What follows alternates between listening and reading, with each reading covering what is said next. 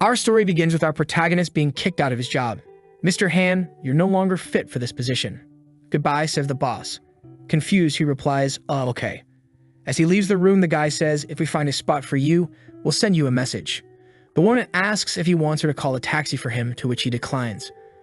Our protagonist gets up, leaves, and sees them talking outside. The guy mentions hearing that the protagonist went to the same school as the company's owner, yet while the owner runs the company, this failure is getting fired here. Furthermore, he's been betrayed by his girlfriend. He adds, "I don't even know how Mr. Du had the guts to give this guy a position." The protagonist hangs his head. This was his last chance. Helping, caring for others, these things only make you seem kind, but in reality, following them, he became a failure. The scene cuts to him catching a subway. This is the unstoppable routine of a model citizen. Wake up, catch the metro, go to work, return exhausted. Standing on the metro, he contemplates that it would be better if everything ended soon. The train is approaching and he's thinking about ending it all. Suddenly, the lights go out. He looks around. What? A blackout? No, not quite. He realizes as the complaint system activates. Beginner package, use all your points to fulfill a wish. Our protagonist is a manga enthusiast and is familiar with the system. He just wants to know if this is real. If so, the only thing he'd wish for is to go back in time. He wants to go back to the beginning and become someone successful instead of just being a nice guy. However, when he opens his eyes, he sees a train. But this time, he's inside it and younger.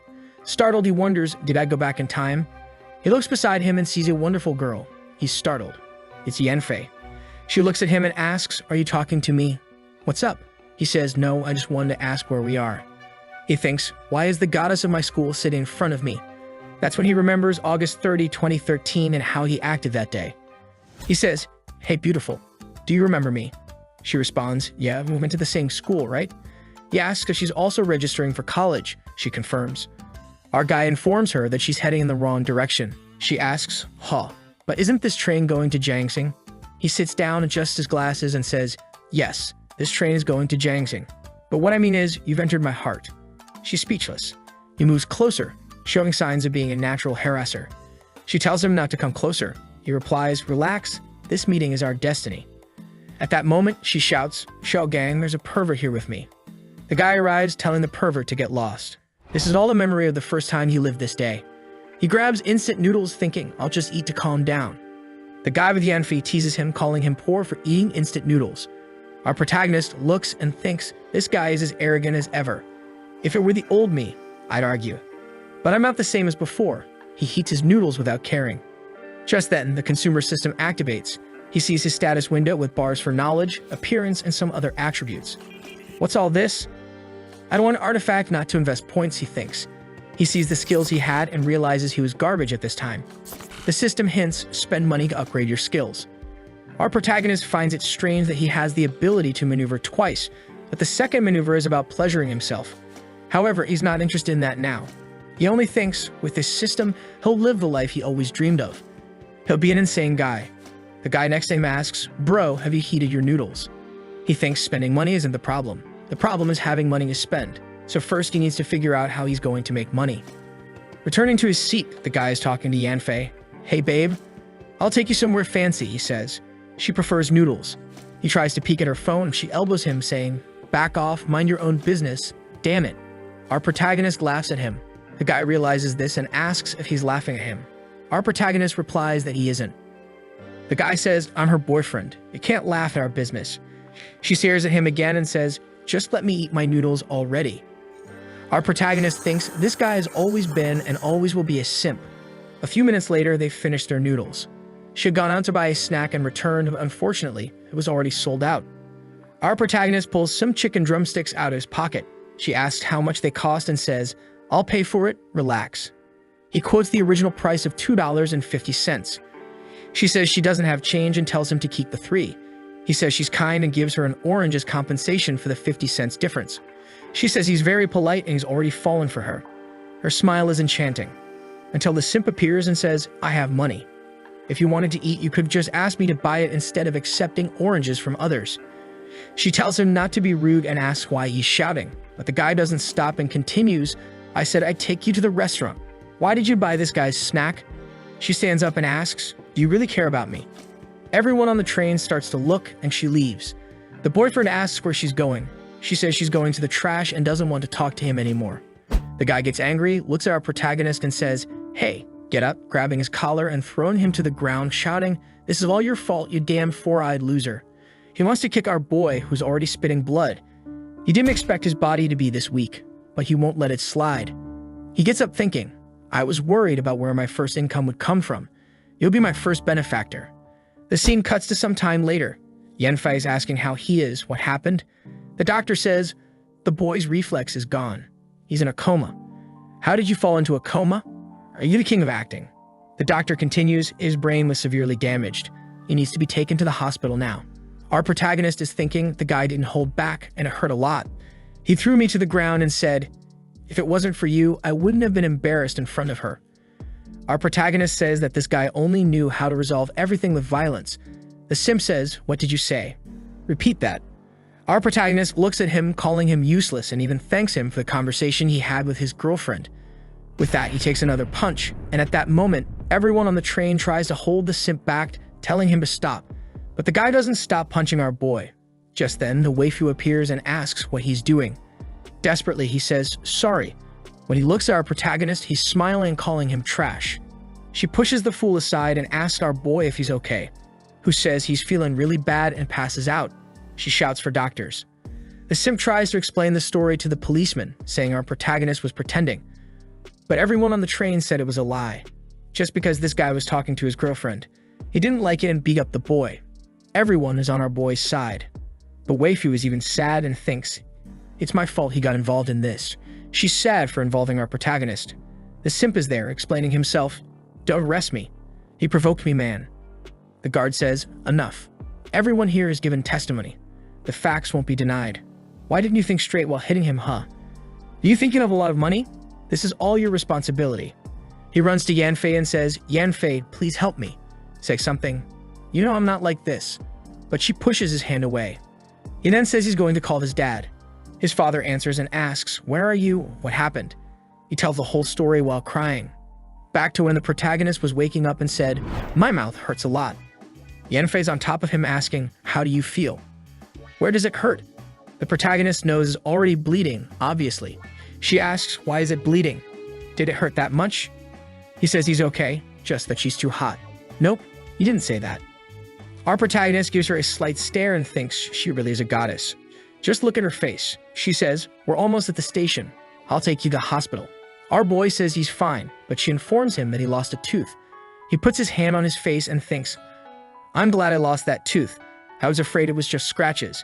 He then says aloud, "I'll have to do some exams." It's clear he's planning to extort the cuckold. The waifu is standing thinking he's really a lunatic. How can he hit someone like that out of nowhere? What if something bad happened to him? As he was leaving the hospital, he hugs her and says, "Thank you, you truly are the school goddess. So beautiful, so kind." She even says, "I didn't even know you were from my school. Now I understand why you seem so familiar." The protagonist falls and says, "The goddess remembers me. I am honored." She awkwardly says, "Wow, even in this state you praise me." He tells her, "This makes me think I need to hit the gym more. Taking a beating alone is no problem, but what if this situation was to protect someone and I couldn't? I have to be tough." She agrees it's good he thinks that way, but says he needs to at least know how to defend himself. Our boy says that guy got what he deserved. Now he'll be detained for a day or two. Since his tooth fell out, this escalated the case to something criminal. That's life. Whoever walks by the river gets their feet wet. Our protagonist's life is pretty good in the hospital. The nurse informs him, "This is a private room just for you. The best medicines and treatments will be provided. You can rest assured." He thanks her but wonders, who could be spending so much money? Probably the simp's family. Our protagonist checks the system and sees he's already earned some points, 20,000 current assets. He understands that, even though he didn't pay for transportation or the hospital, it still counts as his expenses. That's the good life. Just then, someone enters. It's Yanfei again. She doesn't give the boy a second to recover. She comes all cute and returns his glasses.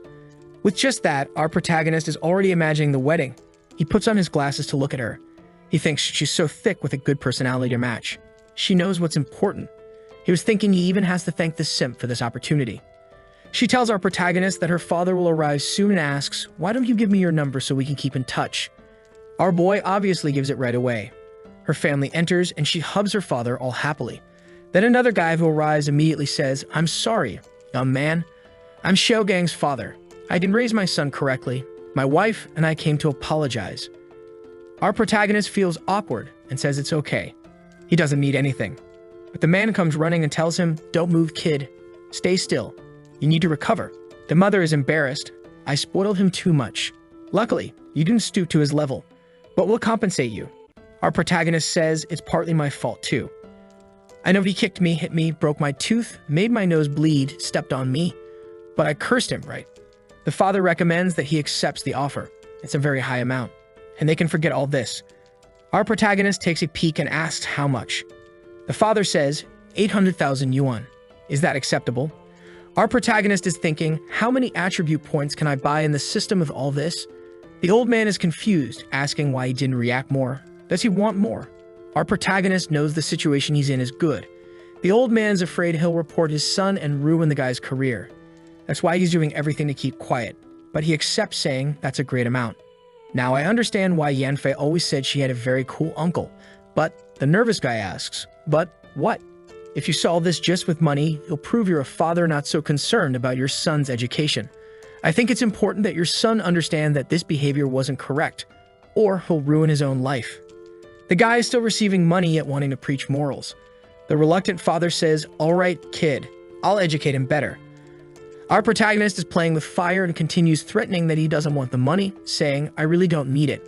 I just want him to understand that this behavior will hurt him and his family." The guy starts crying, saying, "I understand. When he's released, I'll bring him here to apologize." The wife says it's okay, and they both leave. Everyone is already in the hallway leaving. A simp's father greets the blonde's father, apologizing for the trouble his son caused. The guy says, "Relax. At least you came quickly and talked to the kid." Everyone leaves. At this moment, the father sees that his daughter isn't very happy and asks what's wrong. She says that Gang was a complete idiot doing that. Outside, the father says at least she's okay. And that guy will now disappear from her life. She says thank goodness and says, if that guy had the maturity of the boy he hit, things wouldn't be like this. The father says, "You seem to have a good opinion of the boy. You met him yesterday, right?" She blushes and says, "No, he's from the same school as me. I just felt embarrassed because he got beaten up because of me, and he seemed like an easygoing guy." "What do you think of him, Dad?" The father is thinking he seems like a mature and responsible boy. And here comes the father with the speech. "My daughter, at your age, boys who are mature like that have suffered a lot. Someone like him prefers success over feelings. I'm sure he has a bright future. But I don't know if he's ready for relationships." The daughter says okay, but he adds, "Well, I just want to remind you that relationships are exhausting. Be careful." She graciously tells him not to worry because she's not interested in dating. Meanwhile, our protagonist is all happy looking at the system. 387,000 points in the bank account. Best of all, the guy spent on him and now he has money to spend again. It's a double win. He falls on the bed and thinks, what do I do? Then he touches his glasses and says, right, I'm nearsighted and I'm toothless. Can this be resolved here? Seeing the options on the system, he remembers being teased about it in his past life. So he wonders, system, can you help with this? There's a scene like in The Matrix. When he opens his eyes are restored. Healthy status. He gets up from the bed, goes to the mirror, and takes off his glasses. Tada! So is this really how I am? Now the boy feels unstoppable. Eyes are called the mirrors of the soul. As a great wise master says, attractive eyes have a clean and beautiful structure with a lovely coloration. Just with this change, my attractiveness went up by 3 points. This shows that one function can influence the others. He receives a message from his friend saying, I really appreciate your help. I'm at the Confucius temple, how about we grab something to eat? He tells her, I'm still toothless. Bring me a book to read. She apologizes for forgetting he's toothless and says she'll bring a book later. The two are very happy. The protagonist made another flirt, saying that if he were there, she wouldn't even have time to eat everything. His protagonist is unstoppable. Her father is even there, wondering why this girl is all smiles. The next day, she really brought a book for him, but it's a really difficult and boring book, and she asks if he didn't like it. He says, it's not that I didn't like it, but why did you bring me such a book? She says she's kidding and hands him a copy of Solo Leveling. He looks and says, I knew you'd understand me. She tells him to get better soon and winks, but suddenly she approaches, and our boy backs away. She says that him taking off the glasses really improved his appearance a lot. The guy was already a bit convinced, and now he'll be even more. And he says, do you think that's all? I'll still improve so much and become even more handsome. She tells him to calm down. Are you thinking the glasses sealed your beauty? He says exactly. A cheeky one. She says that if that's the case, he should never put the seal on again and tells him to prepare because tomorrow she's bringing her father. Our protagonist thinks, why is she talking about her father? The next day, the simp shows up there saying, sorry man, I shouldn't have hit you. I couldn't control my emotions, but it's from the bottom of my heart. Please forgive me. Even the father and mother are moved. Our boy says, I accept your parents really love you, so don't worry them again. The guy is thinking, darn, he really wants to preach morals at me. A while later, a lawyer arrives for him to sign the paperwork and receive the $800,000. Look at this beautiful check. Take it, kid. I hope it never happens again. Our protagonist replies, you're very kind. The guy not only paid for the trip, the room, gave compensation, and everything else. A total of $1.15 million was spent. Now that he has the points, the priority is to raise his attributes. But he thinks he can't just spend everything on attributes. He still has to have money to eat and live. He falls on the bed and thinks, what if I don't spend anything? I just buy a comfortable little house, live comfortably for the rest of my life eating instant noodles. That's when the big friend comes back saying, we're here to see how you're doing. This girl is getting more inflated every time. The father comes and tells him to rest and says, she and I will travel soon, so I brought a little gift. Accept it here. Giving him a bundle of money. The father says it was a problem that involved his daughter too, so he wanted to compensate in some way. This time, our protagonist doesn't want the money and says, I don't want this money. She's a victim just like me. From whoever it is, I don't accept this money. The guy is already grabbing his shoulder. You really are a prodigy among young men. When you come back home, come visit us as a guest. Your grades must be incredible. Your college is close to hers, so I ask you to take care of her. She asked her father not to say these things. Our protagonist is confused, but says he's really at her university. She gets all excited, but he explains that he's in the humanities field, which usually doesn't get much recognition. Everyone is embarrassed. Our boy tells a sad story. When he was young, he thought grades didn't matter, followed a somewhat wrong path, and ended up in this situation. The father and daughter just watch. And our protagonist says that at least he learned from his mistakes, and now the only thing he can do is be better in college. The father says, you're right, kid. You can't be stuck in the past. The important thing is the direction you're going. And that money you received, what are you going to do with it? Start your business. Our boy says not now, but soon he'll become an entrepreneur and sell courses on how to make $800,000. The father congratulates him and leaves.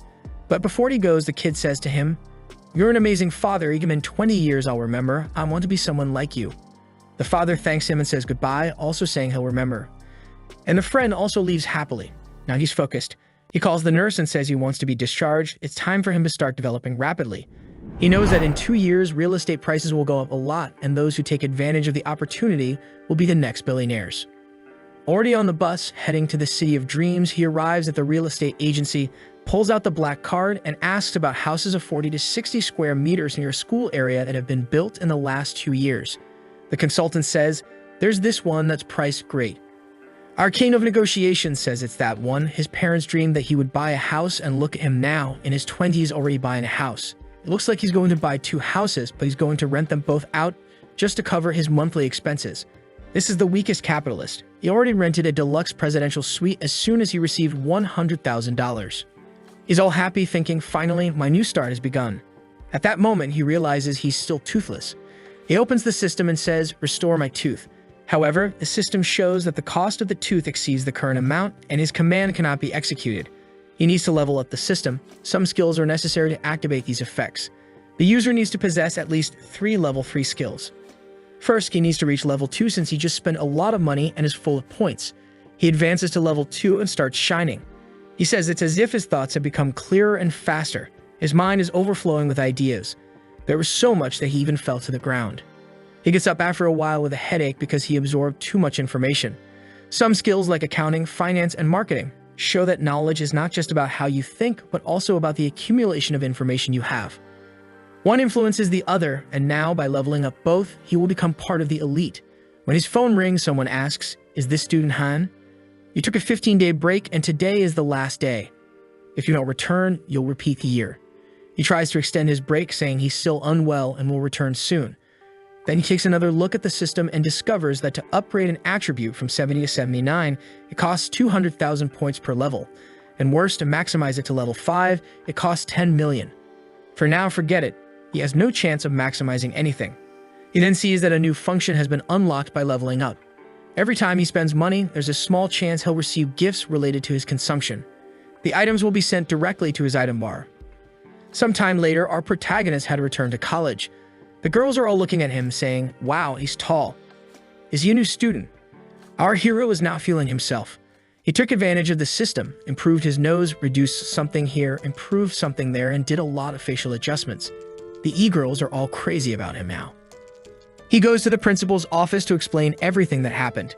He explains that he was in the hospital for a few days, but he's fine now. He then hands over the hospital certificate. The principal asks if he was really in the hospital and if he brought the documents and money to pay for everything.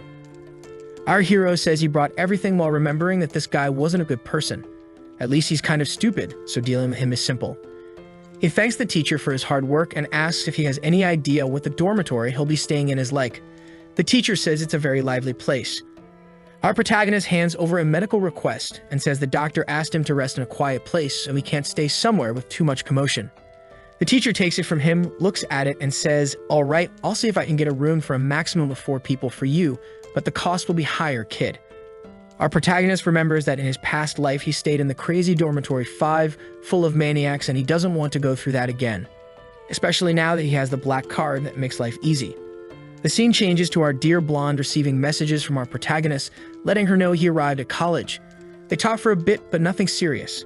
He just stares at the system, thinking that his mother will be shocked by how much he's changed. The only problem is that he only has 40,000 left. It's time to at least buy something to eat. As he buys something to eat at the store and leaves, he sees a guy selling something on the ground, so he asks, how much is this? The guy says it's the Manual of Life, 66 Ways to Change Oneself, and it costs only 168 yuan. Our protagonist doesn't think it's worth that much and asks him to lower the price. The guy says he'll do it for 100. Let's say what he's really selling is what the OnlyFans girls sell for 99 cents, but in printed form. At that moment, the system activates. You purchase a set of life manuals. Activating the gift system, a book suddenly appears in front of him. An ordinary scripture, read it sincerely and you'll increase your intelligence a bit. Our boy is happy because it's expensive to upgrade the attributes, so anything free is perfect. The chubby guy asks if he's okay, but the scene changes to a little later and he's entering a classroom. Some girls are already looking at him sideways. The professor up front says, the last student arrived, go ahead and introduce yourself. Our protagonist remembers that in his past life he lacked confidence, so he felt embarrassed and everyone laughed at him. However, now with all this transformation, he arrives saying, my name is Han Lai and I am from the city of flame, intensity, and fervor.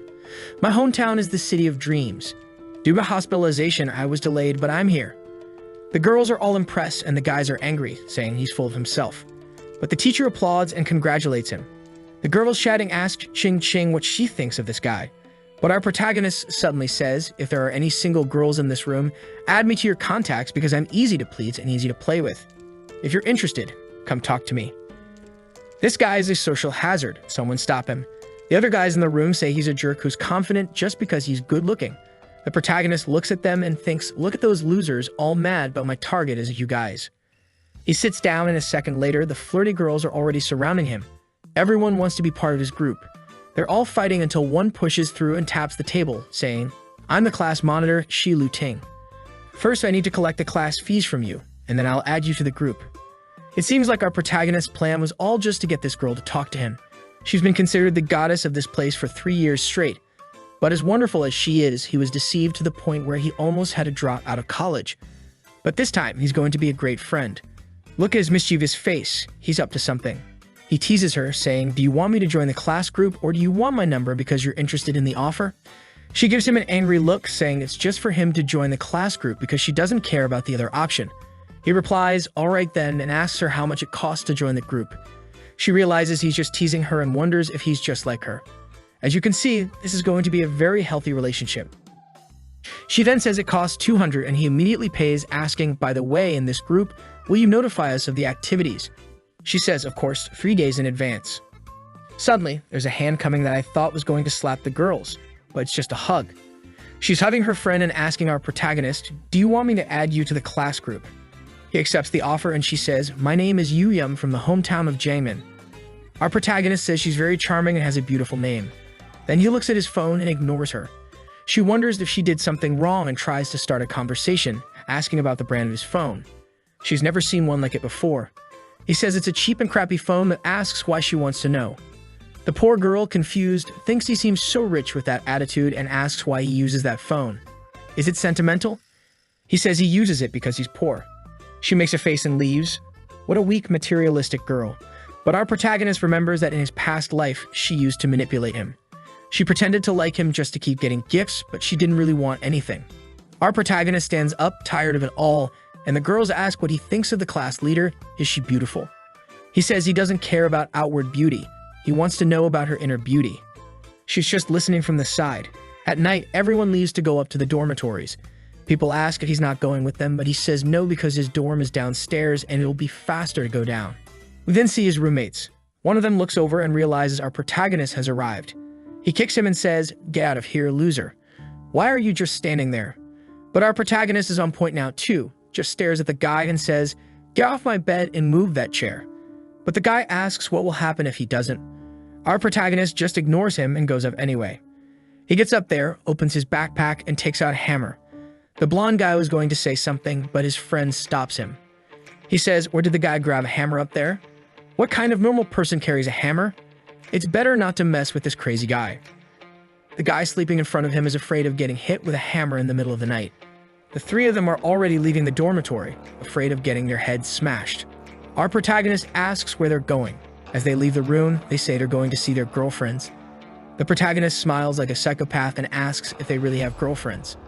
But then he runs off and our guy thinks he scared them too much, staring at the system, wondering if his decision-making is being influenced by his attributes. If that's the case, he has to work even harder to take advantage of it. The next day, there's a green-haired girl talking about our protagonist saying, "Have you heard about that new guy? He seems to be from a billionaire family." The blonde guy recognizes him as the guy who's sleeping peacefully in the dorms while everyone else is suffering. Then we see the psychopath drinking her juice, and when she looks, she sees our protagonist with his athletic body. He was passing by when the girls greeted him from afar. One of them came up to him and asked, "I heard you're living on the top floor. How did you manage to get a spot there?"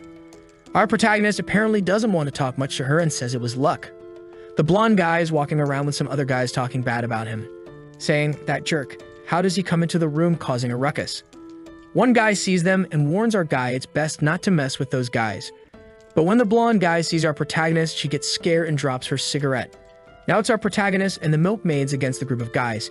Everyone is curious about why they're staring at each other, but our protagonist is calm while the poor guy is trembling. The guy with glasses greets him, while the blonde guy is already leaving. But our hero asks if they're coming back tonight.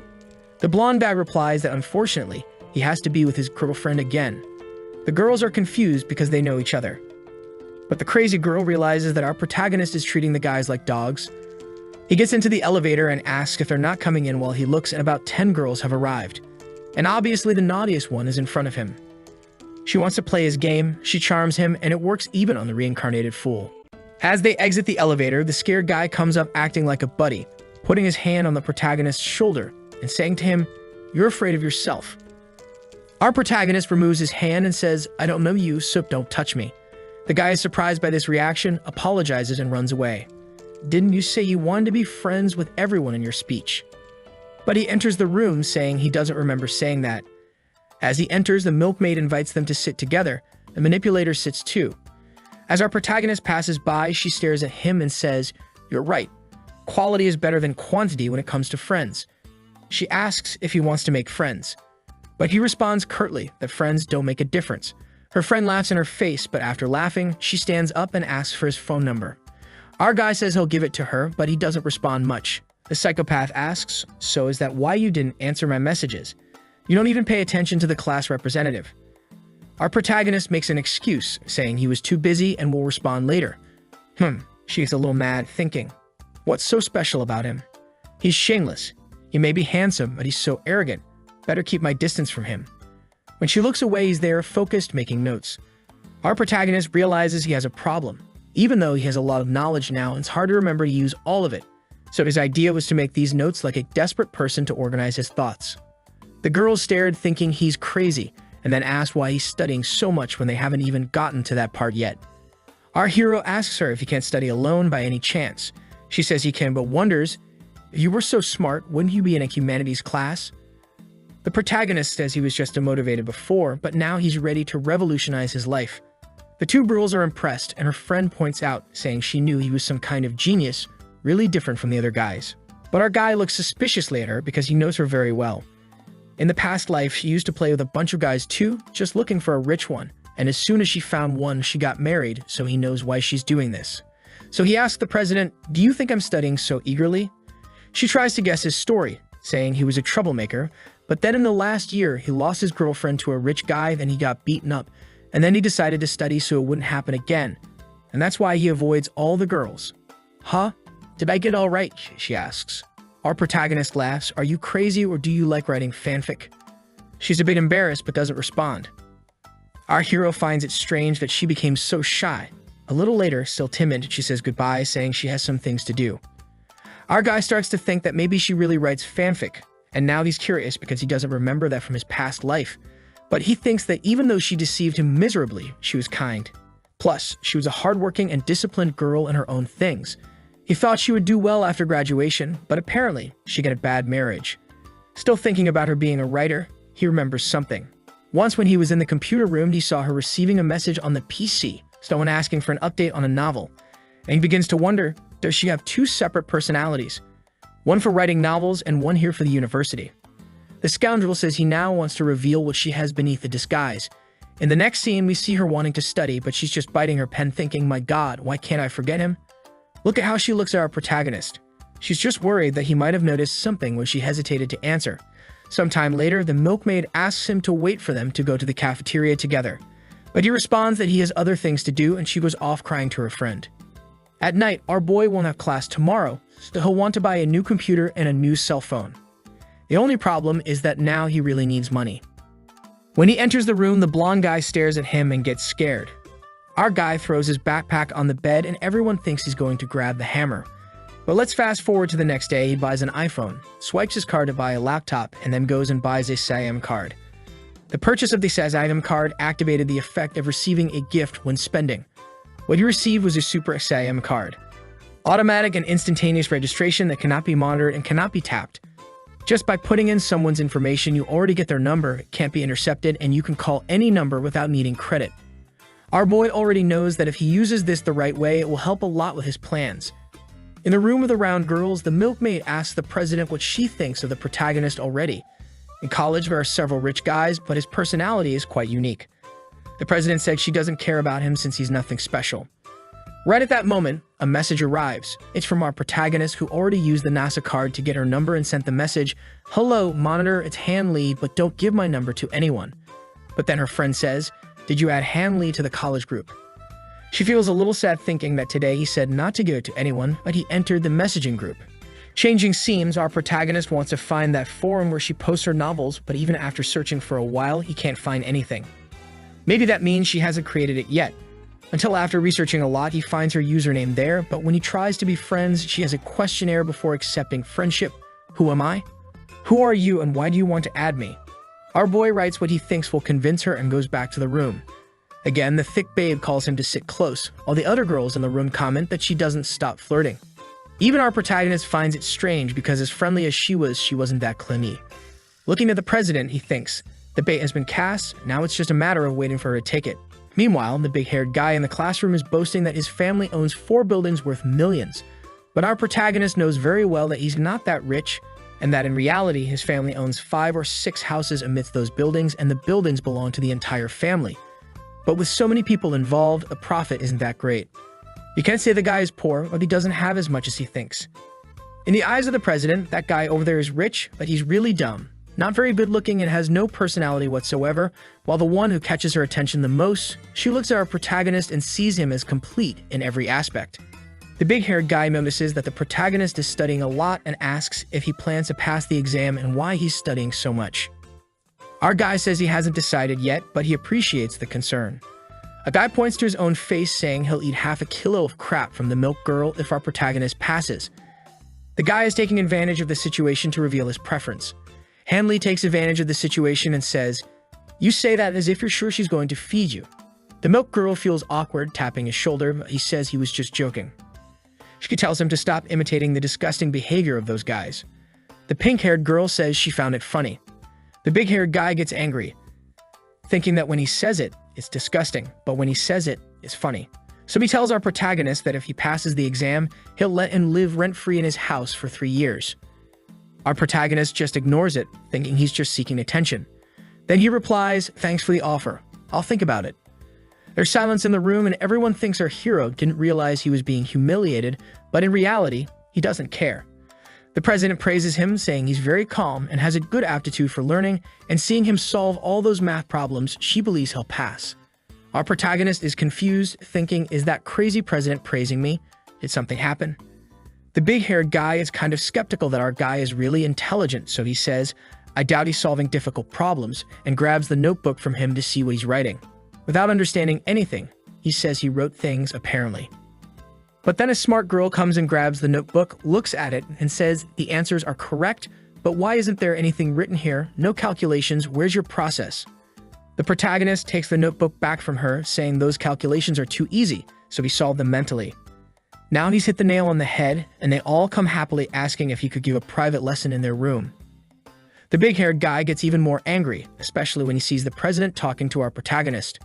He then tries to salvage the rest of his ego, saying maybe with a decade of work, he'll be able to at least buy a little house or make the down payment. If you need a place to rent, just let me know. My family has some houses. The milk girl is really a gold digger and wonders if Hanley really has money. While the psycho president is eager to see Hanley humiliated and defeated. But out of nowhere, the protagonist starts laughing in the big-haired guy's face and says, "What kind of luxurious house does your family have?" The guy says all the houses of his family are incredible and luxurious.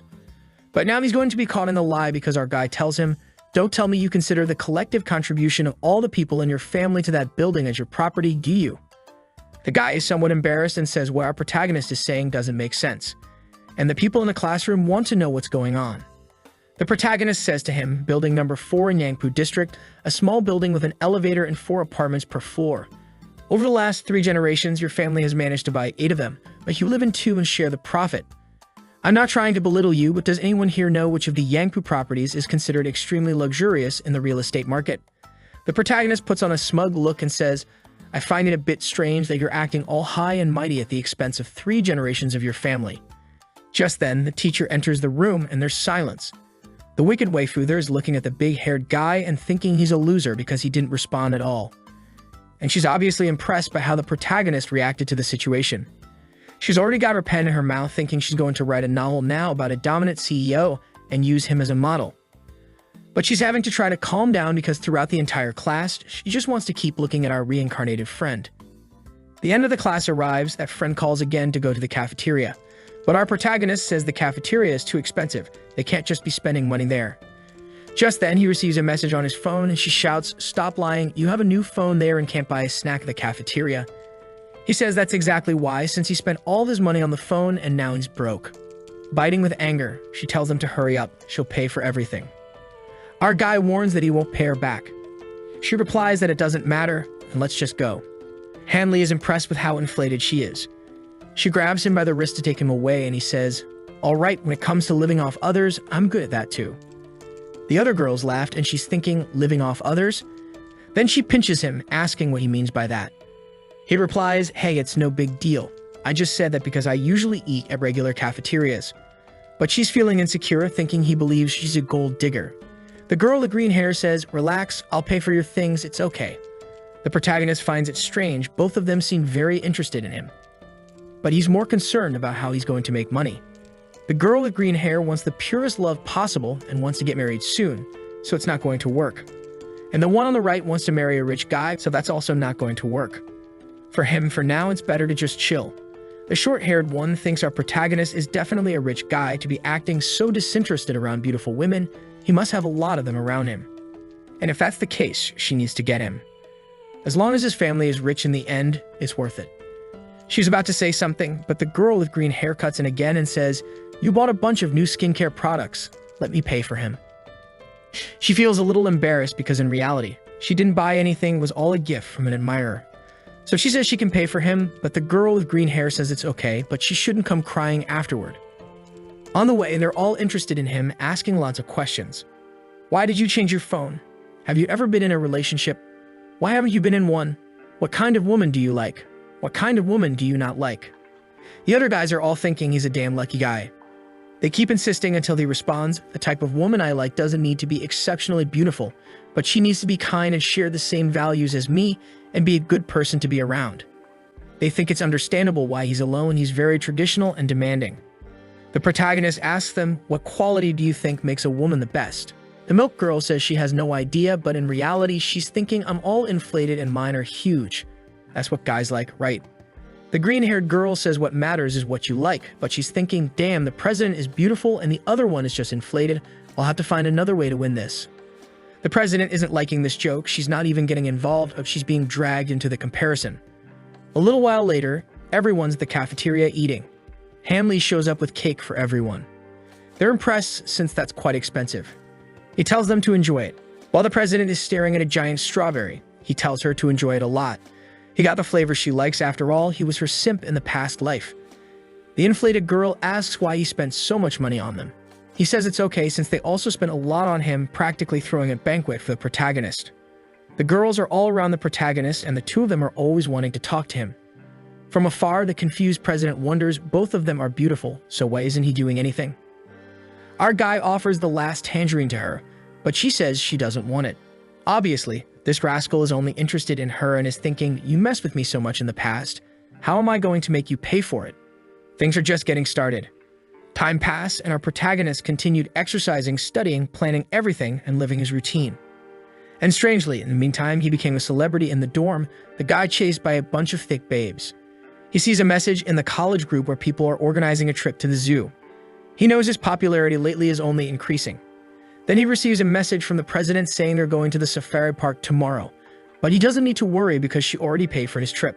This is the first time I'm spending money on a man. Our protagonist, realizing she's upset, thinks, "I'll talk to Little Cucumber," which is actually her pen name on the site where she posts her works. During this time, he's been spending money as her supporter on the site. And for the first time, he receives a message from her saying, "Thank you for the donation. I'm touched." Our guy thinks she finally took the bait, but for now, he needs to confirm that it's her. He takes advantage of this response to ask for her number, if there's any readers group, and if she's planning to release any new work. And depending on the answer he gets to any of these three questions, he'll be sure it's her. And with that, he confirms her identity. The next chapter begins with everyone going to the safari. Our protagonist arrives at the subway station, and the girls are already greeting him. The president arrives looking all cute, saying she'll buy tickets for everyone. And the guys are thinking her legs are amazing. But our guy, on the other hand, thinks those are just stick legs. But he's sneaky, and he already remembers that in his past life, she started going to the gym and got really thick. The rascal is just thinking her body is going to be graceful. A while later, one of the friends grabs his arm, and the other one grabs his arm too. The guy is surrounded. He finds it confusing because in his past life, both of them ignored him. But he doesn't want to get involved in all this silly romance stuff. He crouches down, runs out, saying he needs to go to the bathroom. A while later, they've already arrived at the safari. But our protagonist is alone while the girls are all sending messages asking where he is, but he's not in the mood to respond. Meanwhile, the president is also mad because he ran away without saying anything. And where is he? Until a message from him arrives asking for help. She thinks him asking me for help. I won't respond, but she takes a look and asks what's wrong. He tells her he has a stomachache and no toilet paper. She apologizes, but unfortunately can't go into the men's bathroom. Thinking he finally fell into her hands, but he says, "Ask the janitor, please." She tells him that if he wants a favor, he has to show the right attitude and beg for it. He tells her to hurry up, he's begging. She tells him that if he compliments her properly, she'll help, and she thinks, if he calls me adorable and wonderful little fairy, I'll help him. But the protagonist calls her mommy, madame, and dear. She already gets angry thinking, "Damn, the heavens sent me this guy here to annoy me. That's why I have no interest in him." Until suddenly, guess who shows up? He was just playing with her heart. This is the ultimate strategy. A love story has to evoke emotions. It can't be a stagnant river. You make the woman frustrated and angry and then give her a mega surprise. This creates a contrast that generates emotional fluctuations. The scoundrel is leveling up that system just to pick up women and even brought ice cream for her. He tells her to hurry up and grab the big ice cream he took a long time to buy, and also that he needs to use the bathroom because he's in a rush. She looks to the side and says, "If you're in a hurry, just go. I don't want you here. You disgusting." The protagonist finds it funny to see her embarrassed. He takes the ice cream and says that if she doesn't eat it, he'll have to force feed her. In some states, this is considered a crime. They chat for a bit, and she's just giggling and giving him some side glances, thinking that she'd be lying if she said she didn't have any positive feelings, and in this case, she might give him a chance.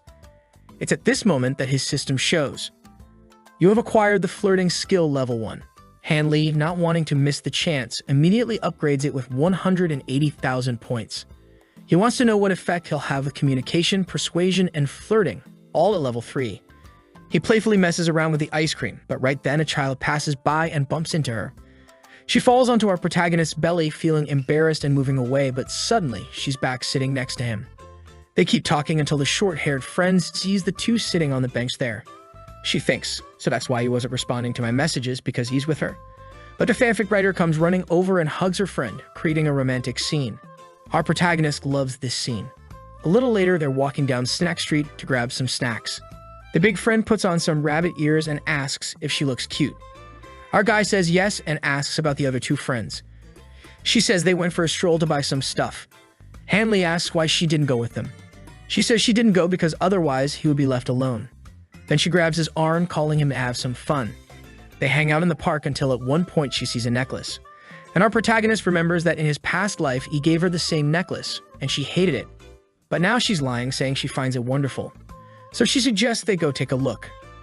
She's all interested, but poor guy only remembers that he had to save up for a long time to buy it for her, and he never even saw her wearing it. He may not have any more interest in her, but he finds it strange that she's so in love with this item. He finds it funny and says he'll buy it for her, already telling the receptionist to keep it as a gift from him to his friend. In his mind, this is the last time he'll give a gift as a simp. After this purchase, everything will change. She seems very happy to receive this gift and wants to show it to her friends. But Hanley says it's better not to because it could cause discord. When the protagonist makes the purchase, he receives a pet collar from the system that gives 50 obedience and 50 happiness, and he wonders what to do with it. He thinks it would be good if he were raising a husky, but that's not the case. She then asks him to put it around her neck, and he does. She's very happy, but everyone outside can see it, and the president is feeling isolated. The protagonist thinks Lu Cheng right at a time like this, what if she misunderstands? But wait, why am I blaming myself? I have nothing to do with her. And I'm more interested in her online version. I couldn't care less about this offline one. He then approaches her and asks how she's doing. The green-haired one says they were getting ready to leave, but saw that he was busy with something. With that, the park outing ends and he's back home. Hanley is all happy when he talks to the president online but doesn't want to talk to her in person. He really is the king of 2D. On the app, he asks her when she's going to release a new book. She says it will take a little longer. She's been very frustrated lately with her content and isn't happy with the result. The protagonist, with his evolved writing talents, decides to give her some constructive criticism and says she needs to improve especially her amateur style and character development logic. She's impressed that he's actually right. These are my problems. Could you really read everything and be my fan? She thanks him for his words and asks, could you give me more specific feedback on how I can correct this?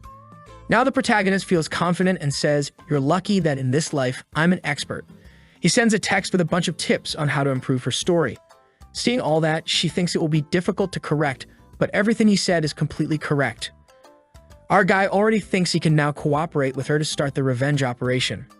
With that, they spend almost the entire night talking with him, giving several tips on how to improve. And to start cooperation with her after talking for a while, he says he has an idea. He always wanted to write a story about a dominant CEO who has a wife with an intense romance. Obviously, he said this because he knows it's exactly the type of story she wants to write. He explains everything and asks if she would like to write this story with him. She ponders and the story advances to the next day, when they meet at the bookstore and she's still mad at him because of the necklace incident. Then she goes to the phone to vent with him, but she doesn't know, obviously. The days go by with him talking all day and all night about the book. A few days later, we see our protagonist eating but more interested in the psychopath's work on his phone, until a new face appears. His bald friend says, that's the beauty of international studies, she's wonderful. His partner says, stick here with us and come meet the guys from my dorm. She looks at the table and the scene changes with everyone talking. His friend introduces her, saying, this is Paige, the most beautiful and popular in the whole university. The protagonist feels embarrassed for her until the guy introduces him. This is Hanley, the king of the girls. Our protagonist interrupts the guy and says he'll introduce himself. Pleasure, I'm Hanley. Paige's friend seems to recognize the name and says, I've heard that name before. Aren't you the guy who's followed around by two beautiful girls every day? They even compete to see who gets to feed you, don't they? Our guy feels exposed and thinks, damn, this fame I'm gaining is ruining me. His friends are even pressed, asking him to teach them how to do it. Meanwhile, Paige tells them to order something to eat soon. The protagonist looks at her while thinking, in my past life, I only saw her a few times from afar. So the guy from my dorm is in the same class as her. If I'm not mistaken, she's extremely rich. It's interesting to see that she's willing to share the table with us commoners. Her personality is very different from the rumors. She says she can't drink much but will try to keep up. Our guy says her eyes are very different. She explains that they come from her mother, who came from afar. Our protagonist says they are uniquely wonderful.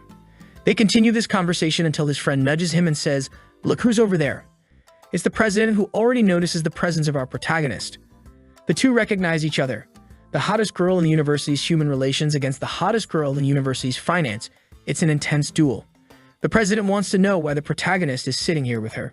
She then asks our guy what was going on there and says she was waiting for a message from him. He replies, I was with my dorm friends until some of their friends showed up, nothing special.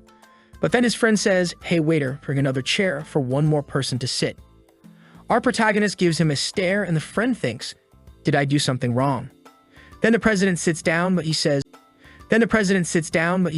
we've been eating for a while and there's only leftovers here.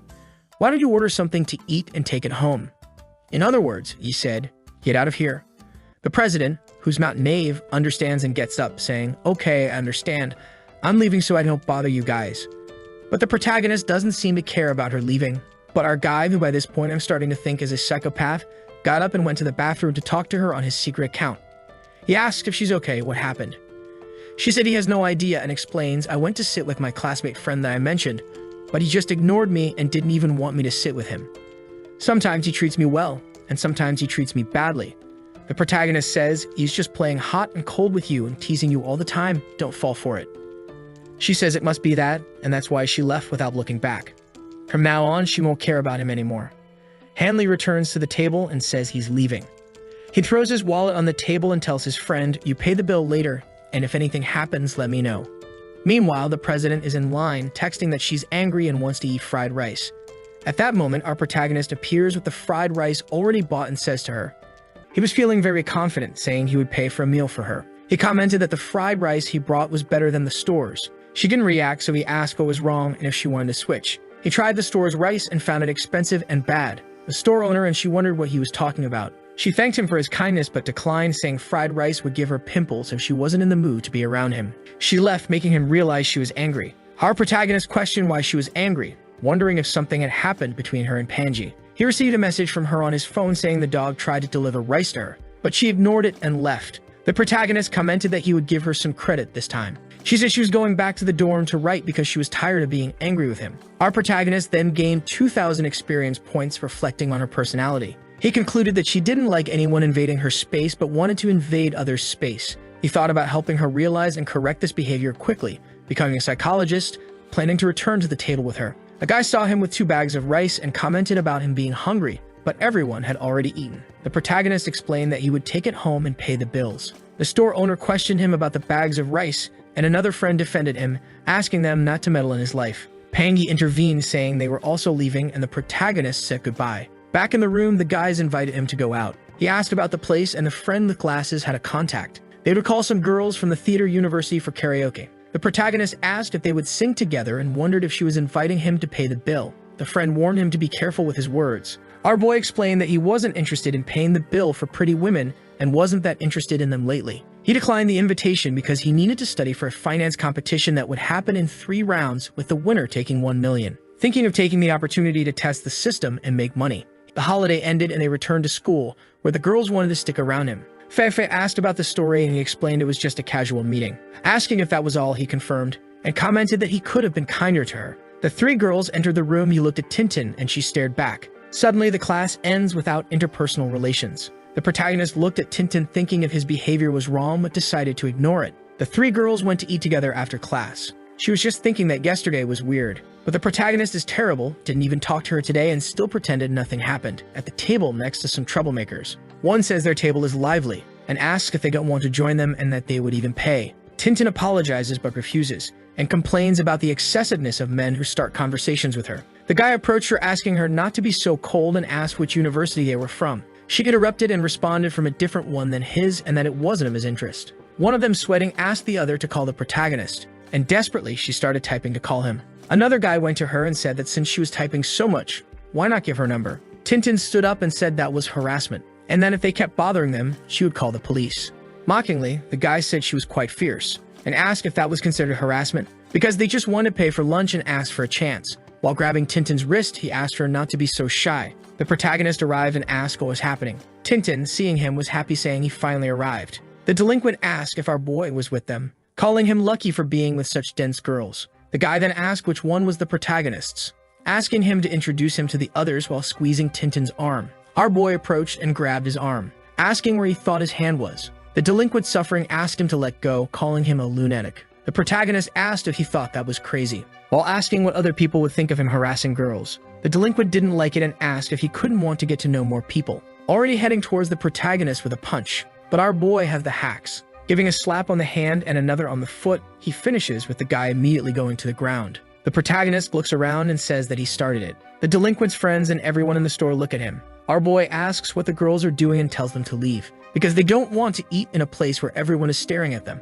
The gold digger babe loved that the protagonist taught the guy a lesson, while he's asking Tintin if she's okay. Our boy says he is happy anyway and turns around. He looks back and asks her what she thought of that move. She is confused, not knowing what he is talking about. He says he knows she reads those novels where the guy shows up and saves the princess, saying he is the prince of this story. She says that has nothing to do with it and it doesn't make sense. But she was caught off guard and wonders how the protagonist knew what she was thinking. Some time passes and the girl is all excited that her novel was approved. The only strange thing she found was that the guy asked to change the main character's name to Han Lee. In a finance class, the protagonist was using the notebook. The professor, seeing this, said that if he is the smart one, he should show it, since he didn't want to pay attention. Our boy went up front and gave a class showing he is a genius, and the babes were fascinated as always. The professor was impressed, and this information reached Pangy's ears. She thought the protagonist was an interesting guy. In the next class, the girls came to ask our boy questions. Seeing that bunch of girls, the president got jealous and went to ask some questions too.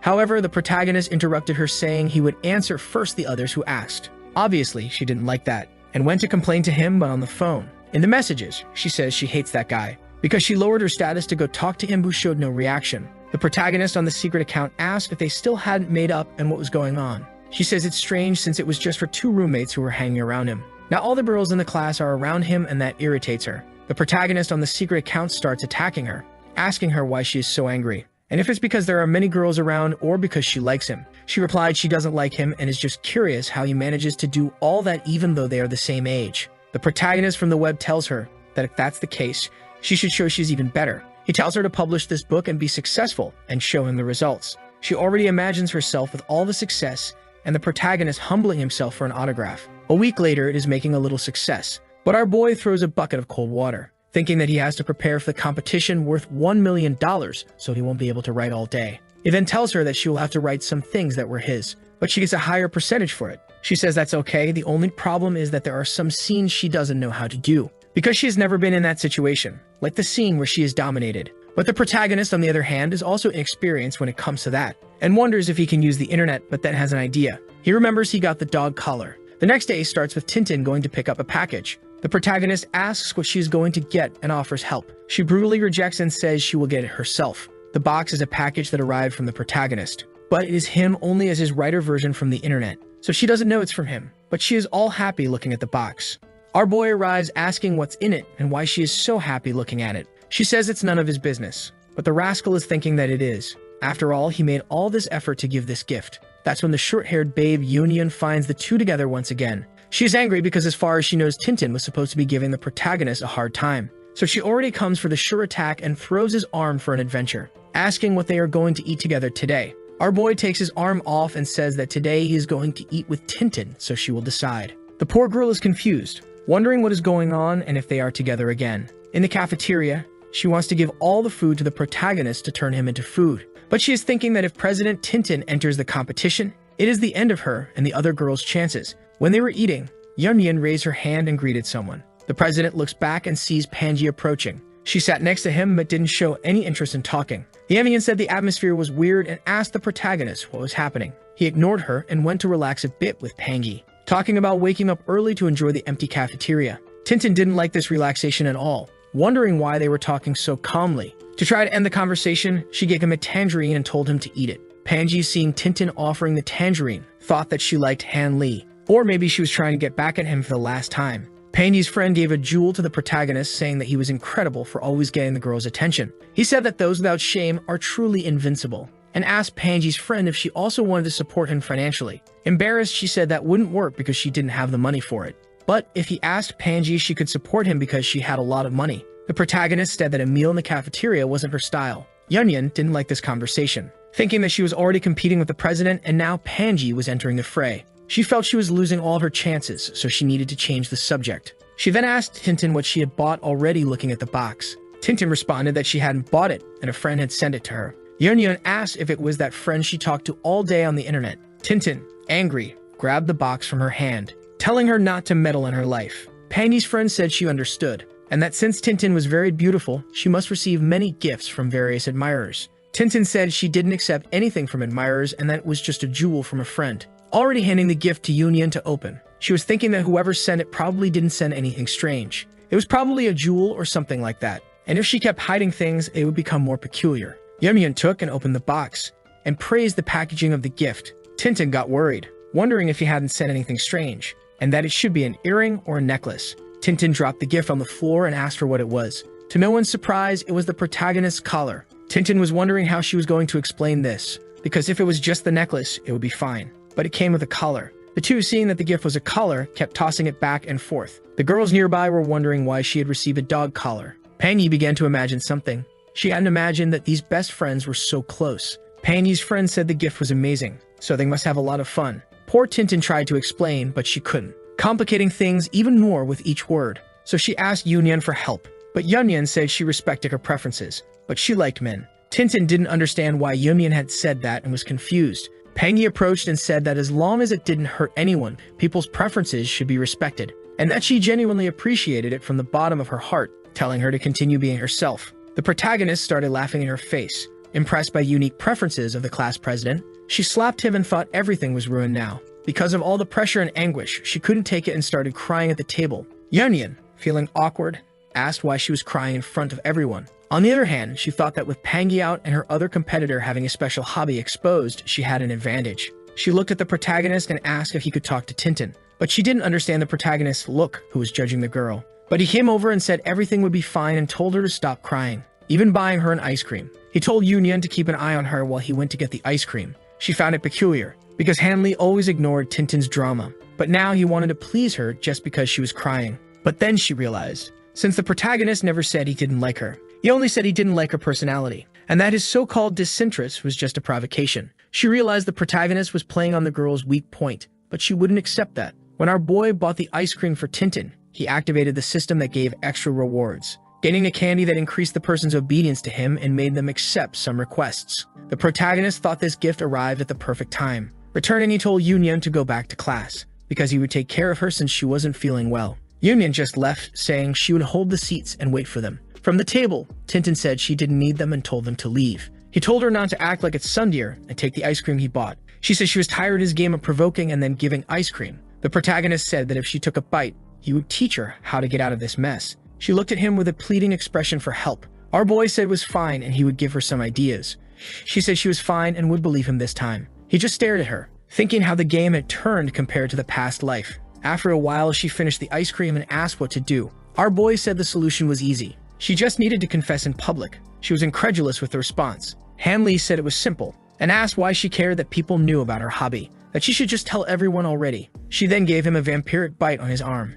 Angry, she said she knew she couldn't trust him. The protagonist said he was kidding, and that she should just be cold to those who laughed at her, telling her to humiliate anyone who laughed. She asked if he was telling her to be a domineering queen. Our boy said she didn't mean to pretend, but just be herself a little more. She said she was leaving because he was just annoying and not helping at all. The protagonist said she had a queen's personality, but he was afraid she might pull out a whip and hit him. She tried to explain, but changed her mind and said nothing. He suddenly became a psychologist, saying he understood that she must have her reasons, but she had to do what she wanted, and what others thought didn't matter, because she couldn't give up her dreams due to public opinion. Hearing this, Tintin was happy, but the sly protagonist, while saying these things, took out the system candy, asking if she felt better and offering the candy. She quickly grabbed it from his hand and put it in her mouth, saying she would take it from him because she knew he was a glutton. Otherwise, he would ask for it back. The protagonist thought she fell for it so easily. Approaching, he reminded her that she wanted to experience those things, where he offered to help. She was embarrassed, remembering the novel, thinking that she needed to experience it to write the story correctly. But she snapped back to reality and pushed him away,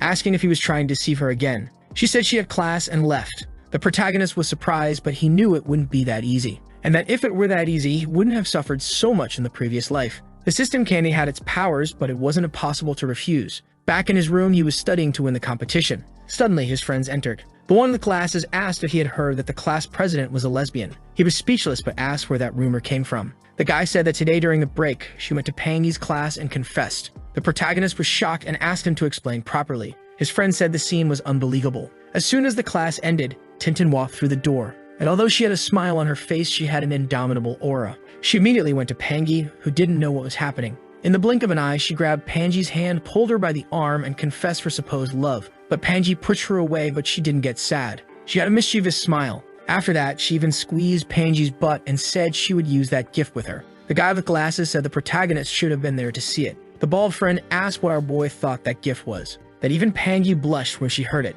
Hanley feigned ignorance and said he didn't know, but he understood Tintin's plan. She wanted to involve Pangy in this mess so they could both sink together. Back in class, the green-haired babe Fifi came to tell him everything. Hanley said he already knew everything, but Fifi said she wished she had seen the scene with the two of them and that it would have been wonderful. Hanley said it really would have been. Suddenly, Fifi said that was how she wanted the scene and placed the protagonist's hand on her face. He was confused and wondered what kind of demonstration this was, and didn't understand why she was looking at him like that, finding it strange since this girl wasn't so shy and uncomfortable when she looked at him. Our boy, with his hand on his forehead, is at a loss about how to deal with everything that's happening. Then he remembers he has the secondary account. He quickly goes to chat with her on the computer. She obviously curses him because of the gift, asking what he was thinking by sending that collar and explaining that it caused a mess in the cafeteria. She explained that Union pulled that collar out in front of everyone to show it was hers, and that clearly Union wanted to harm her and ruin her chances with her man god. The protagonist is confused, wondering since when he is her man god. But this is just the effect of the system candy he gave her. Our boy, knowing Union from the past life, knows that she indeed showed the collar to everyone on purpose. Sometime later, the protagonist is returning to the classroom. Union calls him, but the president tells him to come to her because she has something to say. He asks what's going on, but she is happy because at least he didn't go to stick with Union. The president tells the protagonist that everyone is talking badly about her because of that thing, and maybe they will even try to take her position. It's probably that guy Liu Hong. The protagonist thinks of a wicked plan, telling her to buy 2 Marlboro Black and place them under the guy's desk. That way he has no chance of becoming president. She is surprised by his diabolical plan. Our protagonist says that if she doesn't trust him, she should come up with a better plan. The girl says she will follow the plan, especially since she is under the effect of the system candy. The protagonist teases her, saying she always asks him for advice, but she says she has helped him a lot too, so they are on equal footing. Our boy tells her to do whatever she wants, but not to ask him for more advice if things go wrong. She is caught by surprise and tells him that she doesn't get along with Pangy,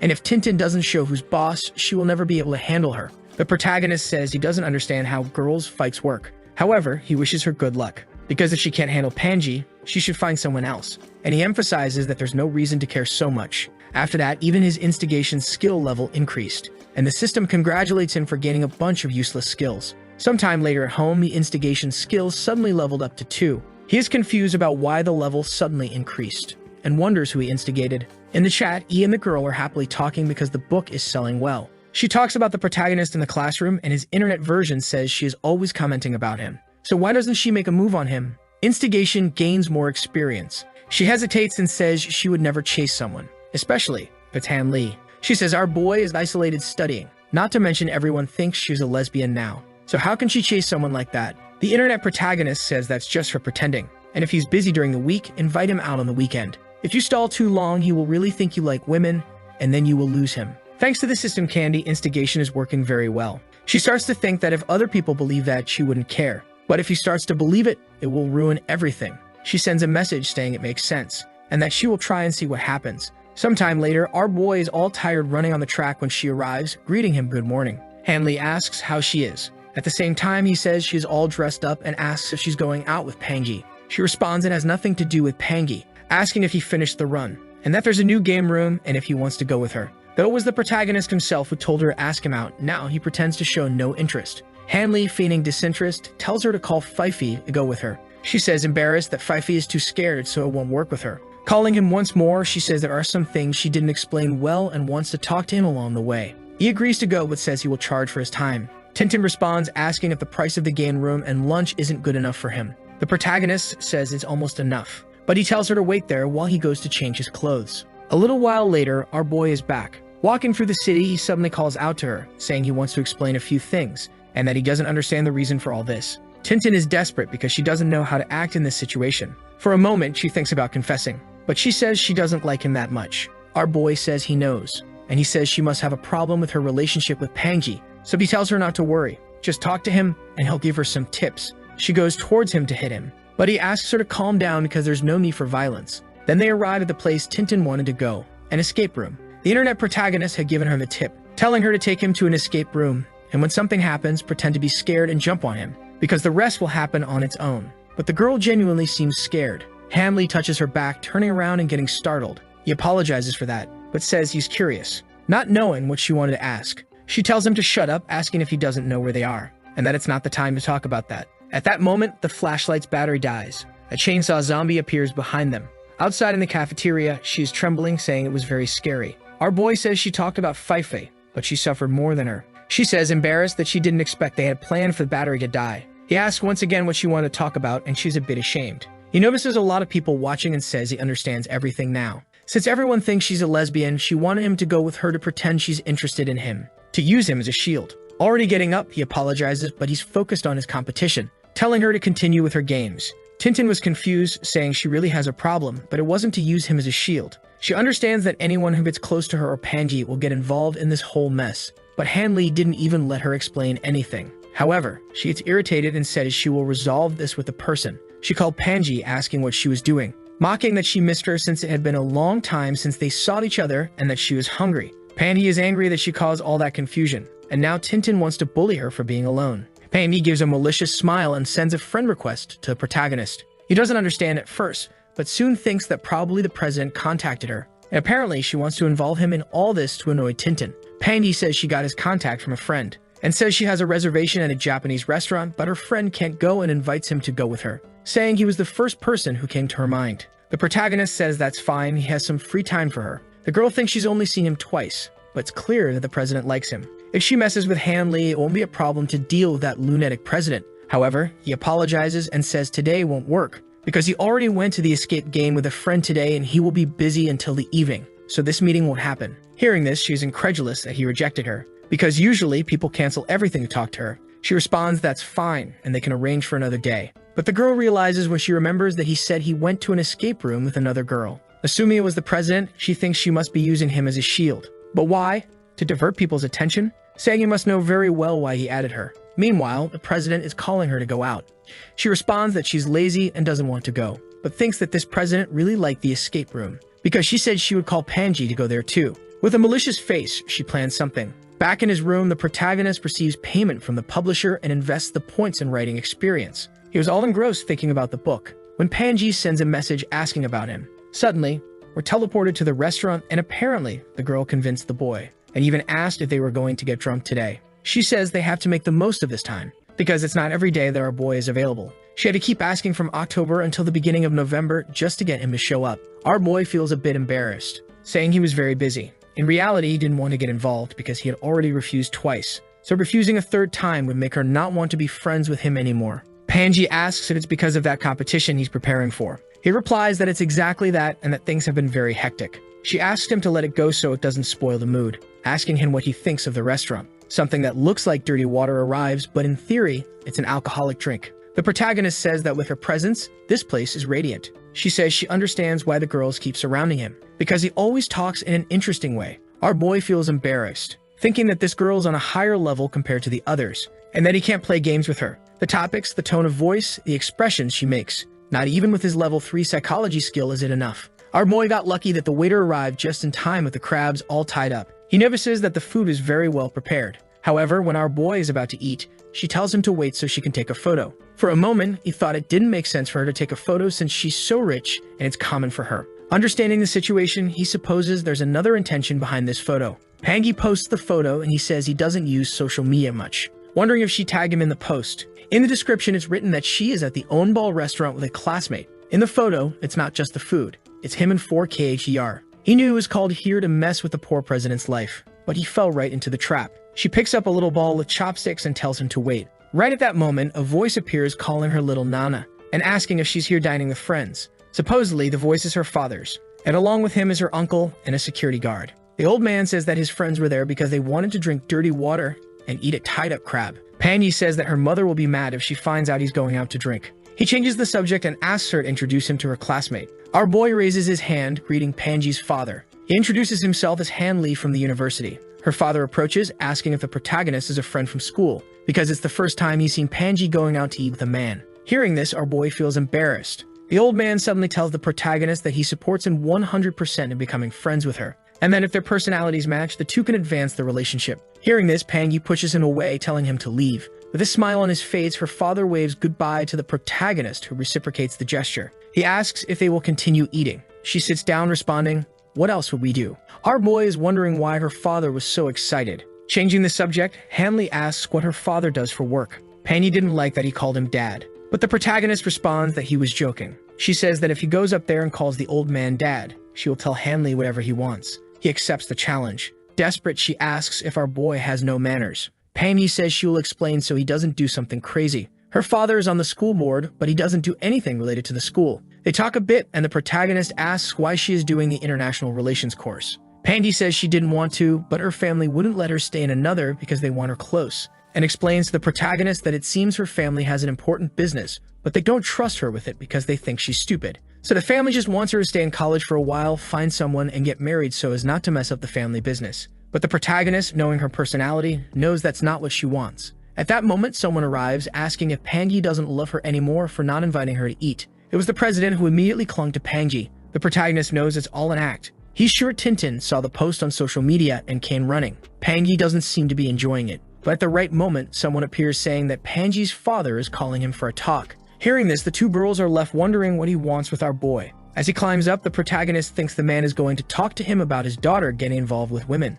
However, he says he doesn't know where the conversation will go. At the door before entering, he hears Panji's father saying he thinks his daughter is smart, but passing the whole company to her will be difficult. But if she could find a responsible husband, maybe together they could take over the company. Our boy freezes, wondering if the father is planning to pass the whole company to the son-in-law. Maliciously, he says it's a very rare opportunity, and it would be foolish not to take advantage of it. Sometime later, our boy appears opening the door, calling Mr. Pan uncle. Seeing the alcohol in the protagonist's hand, the uncle is surprised. Hanley says he didn't want to show up empty-handed and also wanted to thank him for his hospitality. The protagonist says he will serve, since he knows etiquette very well because his family was strict when he was young. The protagonist served wine perfectly, from the height and to the people in the right order. The man thinks the boy has incredible etiquette. He must have a very special family behind him. The father asks if the protagonist is from here because of his accent. He says no, he's from Dream City, but he just arrived in the capital and decided to live on campus to adjust. The uncle reveals he didn't call him for anything specific,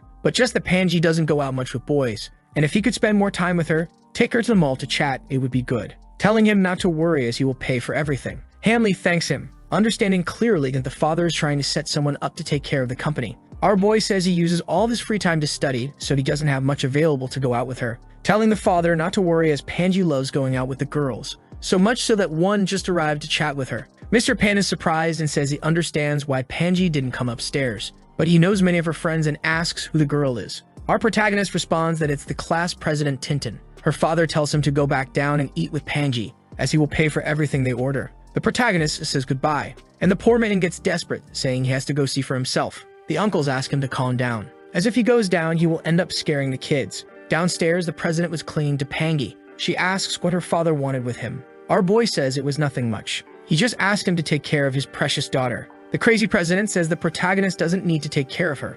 She will take care of her. She wants to know why he came to meet Panji, asking if he didn't know about the relationship. Hanley asks what she is talking about, because he came to eat for free, but he wants to know why Tintin showed up there. She says she felt like eating good crab, and that this is the only place. The protagonist knows it's not true. She just came there to keep an eye on him. Pandy is tired of this situation. She says Tintin should stop with this, as she didn't invite her, so she will have to pay for her food. Tintin says she will pay anyway, as she just received her allowance. The protagonist sees Panji's father coming down the stairs, trembling. At this moment, the president is talking and asks them to finish the crab quickly so he doesn't meet the two. The protagonist tries, somehow, to interrupt the situation. He's already thinking it's good that Panji's father doesn't have high blood pressure, as he's all sweaty. Our boy reflects that their relationship at the table is very loving. Panji questions why he is winking at her, not knowing the meaning of it. The father calms down and observes that they seem to be flirting. He questions what this talk is about, killing two birds with one stone, and if this is how young people nowadays solve their love problems. Tintin, provoking, thinks she's joking with Panji. She asks what the need is for a man, and if she isn't enough. She mentions her skills with those toys and claims they can handle it, highlighting her own skill. The father doesn't understand what this means. He wonders what's happening and even faints. An uncle had to hold him, clenching his fist and calming down, because they still have that young boy. If he can fix this negotiation, he can ask for whatever he wants. Panji tells the president to ask Fifi to do those things with her, as she knows she will like it. Despite this, she bets that Fifi would want to marry Hanley if he asked. The father misunderstood the situation. He thinks Panji called the protagonist to break up the relationship between him and the president, deciding that he will have to get involved. He approaches and asks how the food is. Panji responds by asking why he came there, mentioning he heard that a new friend of hers also came. He says he came to meet everyone, including Tintin. She greets Uncle Pan. The protagonist understands that the girls have no idea why Mr. Pan is there. Pointing to Hanley, the father explains that Panji is a bit reserved and doesn't have many friends she gets along with. He says the protagonist and Tintin are great kids, and invites them to visit their home in the future if they have a free weekend, promising to welcome them with great pleasure. Panji starts to feel that something is off. Her father has always been strict with any boy. She questions why he is being so inviting to Hanley and if there is something special about him. Seeing him smiling foolishly bothers Panji. She wonders why the protagonist is smiling and what her father sees in him. Panji doesn't notice anything extraordinary and decides she will find out what is so special about him. Back at home, the protagonist's friends are all in a room. He comments that he's surprised to see them there and not out. One of them explains that he was waiting for him to say something. Supposedly, a guy named Dan Zahal, one of the 3 richest at the university and Panji's #1 admirer, suddenly showed up and asked for information about him. The protagonist thanks for the information and his friends leave. Back at the computer, he transfers money to Tintin, who is surprised by the amount. He explains that the novel is doing well. The president asks if they will keep earning that much money next month. She says she wants to make a lot of money, and he asks why. Tintin reveals that a rich woman is interested in the man she loves and spent over 3,000 on crabs with him. The protagonist asks if she's afraid the woman will use money to win him over, and she confirms. Since it would be impossible in finance, he advises her to use her beauty to compete. The next day, everyone at the university is impressed by the president's transformation. Our boy compliments her, saying she seems to be in a great mood and asks if she got what she wanted with Panji the day before. Tintin responds irritably, saying she's not dressing up for the protagonist, so he should stop looking at her. He laughs and comments on her new elegant style. At that moment, the professor enters the room and announces a big competition for which the protagonist has been preparing. In the preliminaries, they will have test accounts to manage investment funds and buy stocks. Those who advance to the main stages will manage 300,000 and the finalists will have an account with 1 million, keeping the profits. The girls now want the protagonist's help, knowing he's been studying for this for a long time. Who doesn't like this situation is the long-haired guy watching from afar, irritated. The protagonist remembers that in his past life, it was around this time that Fifi started getting close to the long-haired guy who finished in the top 20% of the competition. But this time, he promises it will be different. The president challenges the protagonist, wanting to see if all the time he invested in studying was worth it. He proposes a bet to see who profits more from the investments. Tintin thinks it's foolish as the professor always praises him and he's been studying for a long time. The class suggests she get a 20% advantage. She agrees to the advantage and accepts the bet, feeling she can't be humiliated in front of everyone. Confident, the protagonist accepts the bet. He believes that based on his past life, he could give an 80% advantage and still win. Yeon asks what's at stake in the bet. The president, with the advantage, lets him choose what will be bet. Hanley says if she wins, she can ask for anything, and he will comply as long as it's within his capabilities. However, if he wins, she will have to forgive him unconditionally once in the future, no matter what happens. Tintin asks what he's planning to do. Our boy says it's nothing big, just something simple, like he went to a date with an attractive girl. The class is confused, asking what the logic is and if they have some relationship. Tintin is intrigued and asks what he's talking about, saying who he dates is her problem. The protagonist says that's fine and asks what she wants to bet.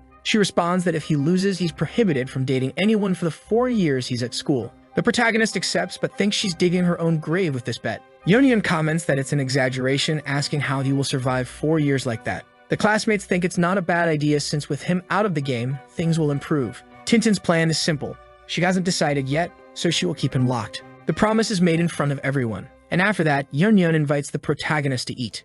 On the way, she asks if after eating he can take a walk in the park with her. The protagonist refuses, saying he's not in the mood. Yun tries to be cute, saying she understands what's happening since he's worried about the competition. She's sad but says she will always wait for him. The protagonist calls her dishonest, saying if he didn't know her from the past life, he would have fallen for that trick. He thinks all of her love is because she believes he's from a rich family, and if she discovered he's poor, everything would change in an instant. He ignores her and walks away. Yun comments that this attitude shows he had his heart broken. She believes he must be afraid of someone hurting him again and clings to his arm, determined to warm his heart. The protagonist finds it peculiar as even after reprimanding her, she seems more excited. Time passes, days go by, and finally the day of the competition arrives. The professor sits in the room and the protagonist opens the laptop. Everyone is ready to start investing. The president seems to be doing well, which impresses the protagonist. Everyone wants to know what he will buy. He takes a photo and shows that he bought a single stock. The protagonist put all his virtual investment into just one stock, which confuses everyone since he always taught not to do that.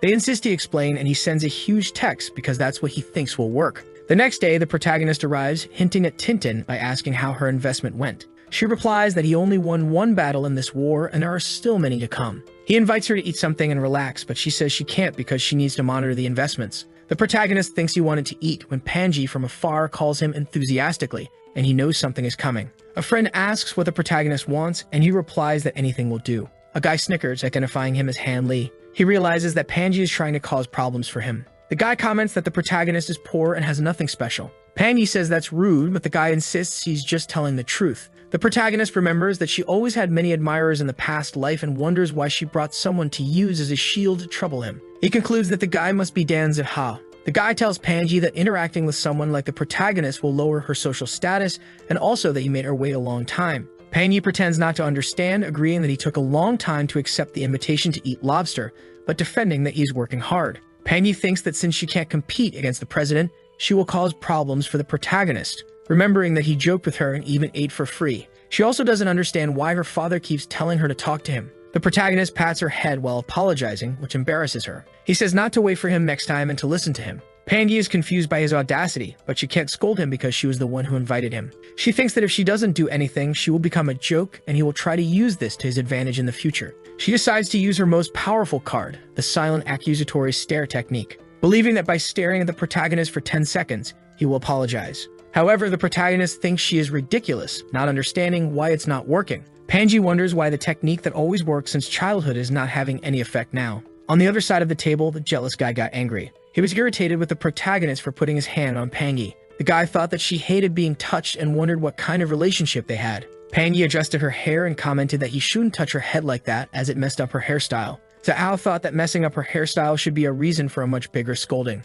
He then greeted the protagonist, who stared back and suggested they should go out for a drink one of these days. Zhao, a bit surprised, agreed that they could. In the next chapter, Panji was back home reflecting on how being born into a rich family made many people envy her. She thought that having so much power sometimes created strange situations where people always asked for her help. She remembered what her father always said, that smart people stay away from those with a significant financial difference, because the richest don't need her for anything and the poorest just want her help. She punched the pillow, irritated with the protagonist, thinking that the first time they talked was smooth, but now he liked to embarrass her. At that moment, her friend ran into the room saying she needed to see something. The class competition ranking had come out that day. The student council compared all the top students and made a list. The friend asked if Panji believed Han Lee was on the list. Panji asked if being in 9th place was good. The friend said he wasn't just good, but probably an expert. Panji's expression changed, becoming intrigued, asking if he was really that incredible. The friend confirmed and asked why. Panji replied it was nothing much, but if he was that incredible, he would help her.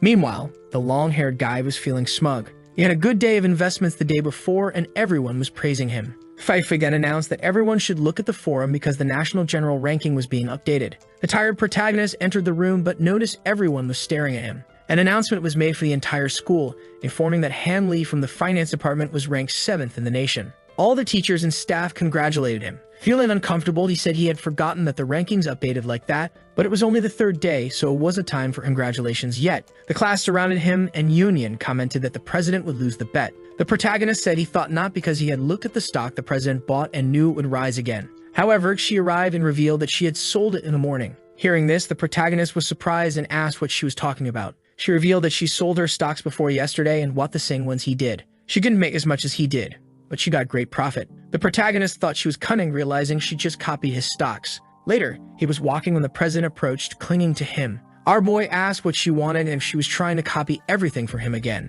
She replied that now that he set the standard for the class, an imitation wouldn't hurt. They saw a poster with the same message as the announcement but written. A student, curious, asked who this Hanley was and complained that the school was exaggerating by valuing such an insignificant prize. The president was furious, ready to fight everyone. Some students recognized the president and thought she had changed her taste. She clenched her fist, ready to punch, but the students ran away, thinking she was crazy. The protagonist patted her head, telling her not to worry when people talked badly about him because he didn't care about those things. The president was angry, telling him to get his hand off her head. At that moment, it became clear that it was Pangi using her father's influence to make the school announce and put up the posters. She had a plan. With this, all the other departments would keep an eye on him. Now, two things could happen. Either he would do well until the end and gain fame, or he would make a mistake and lose his reputation. The protagonist's friends entered the room and offered him something to eat, which he immediately refused. They were talking, and one of them commented that the school publishing this about Hanley so early would cause envy in everyone. The friend with glasses said that wasn't even the biggest problem because with the results not yet finalized and all this hype,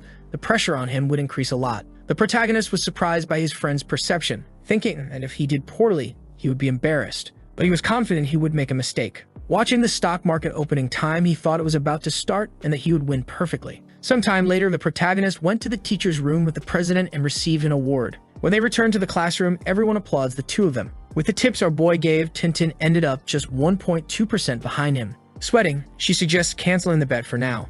Sitting in his chair, the protagonist questions why she wants to cancel the bet. Tintin responds that she realized she was being overly confident and that they are on completely different levels. She thinks that with her current skills, the bet is a public execution. Back in his room, the protagonist notices that everyone in the chat is asking him for tips, wanting to know what he is doing. Suddenly, the professor bursts into the room with the finance department directors. The protagonist is surprised by the number of people in the room, and the professor praises the glory he has brought to the school, sincerely thanking him. The president of the student union and Minister Fai are also present, praising our boy. Everyone wants to interview him, but first the protagonist wants to ask for something, showing some difficulty. The protagonist declines the benefits offered by the directors, thinking he doesn't have any current problems and doesn't need any of that, especially if his performance is exceptional. However, he wonders if they are trying to buy him off with these small benefits. After the goodbyes, our boy returns to his room and is approached by Fai, who suggests exchanging contacts. He agrees to exchange contacts but warns that he doesn't read many messages. Meanwhile, the guy who was with Hanley goes to talk to the school director,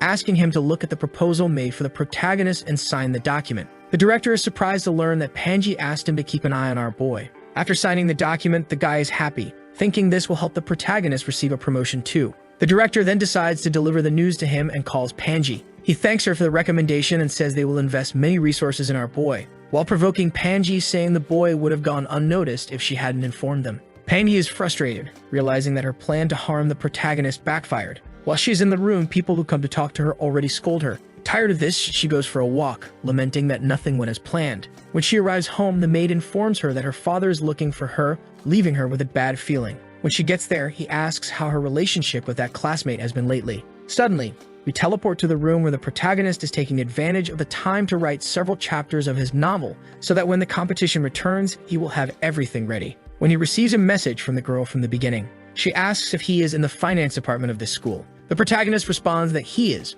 but wants to know why she's asking. He thinks it's been a long time since they contacted each other, because with different routines, sometimes it's inevitable. That's why long-distance relationships don't last long. The girl wants to know who is the person from the finance department number 1358. Our boy asks if she participated in this competition too. She says her friends participated just for fun but ended up being defeated early on. However, her friend mentioned that a prodigy appeared in that school and she wanted to know who it was. The protagonist says she only remembered him because of someone in his class and that she really has no heart. The girl responds that it's his fault for always being busy. She comments that her best friend's brother lives in his area and she's going to visit him with her friend this weekend. The girl asks if they can meet. In his thoughts, the protagonist says he misses her. However, he is a bit worried, since he has changed a lot since the last time she saw him. But although it's hard to explain, he'll find a way, thinking that if she didn't come, it would be better, but there's nowhere to run. He will just make the most of it to have fun. Back at Pangi's house, her father calls her. She turns and says she is very tired today and asks if they can talk about it tomorrow.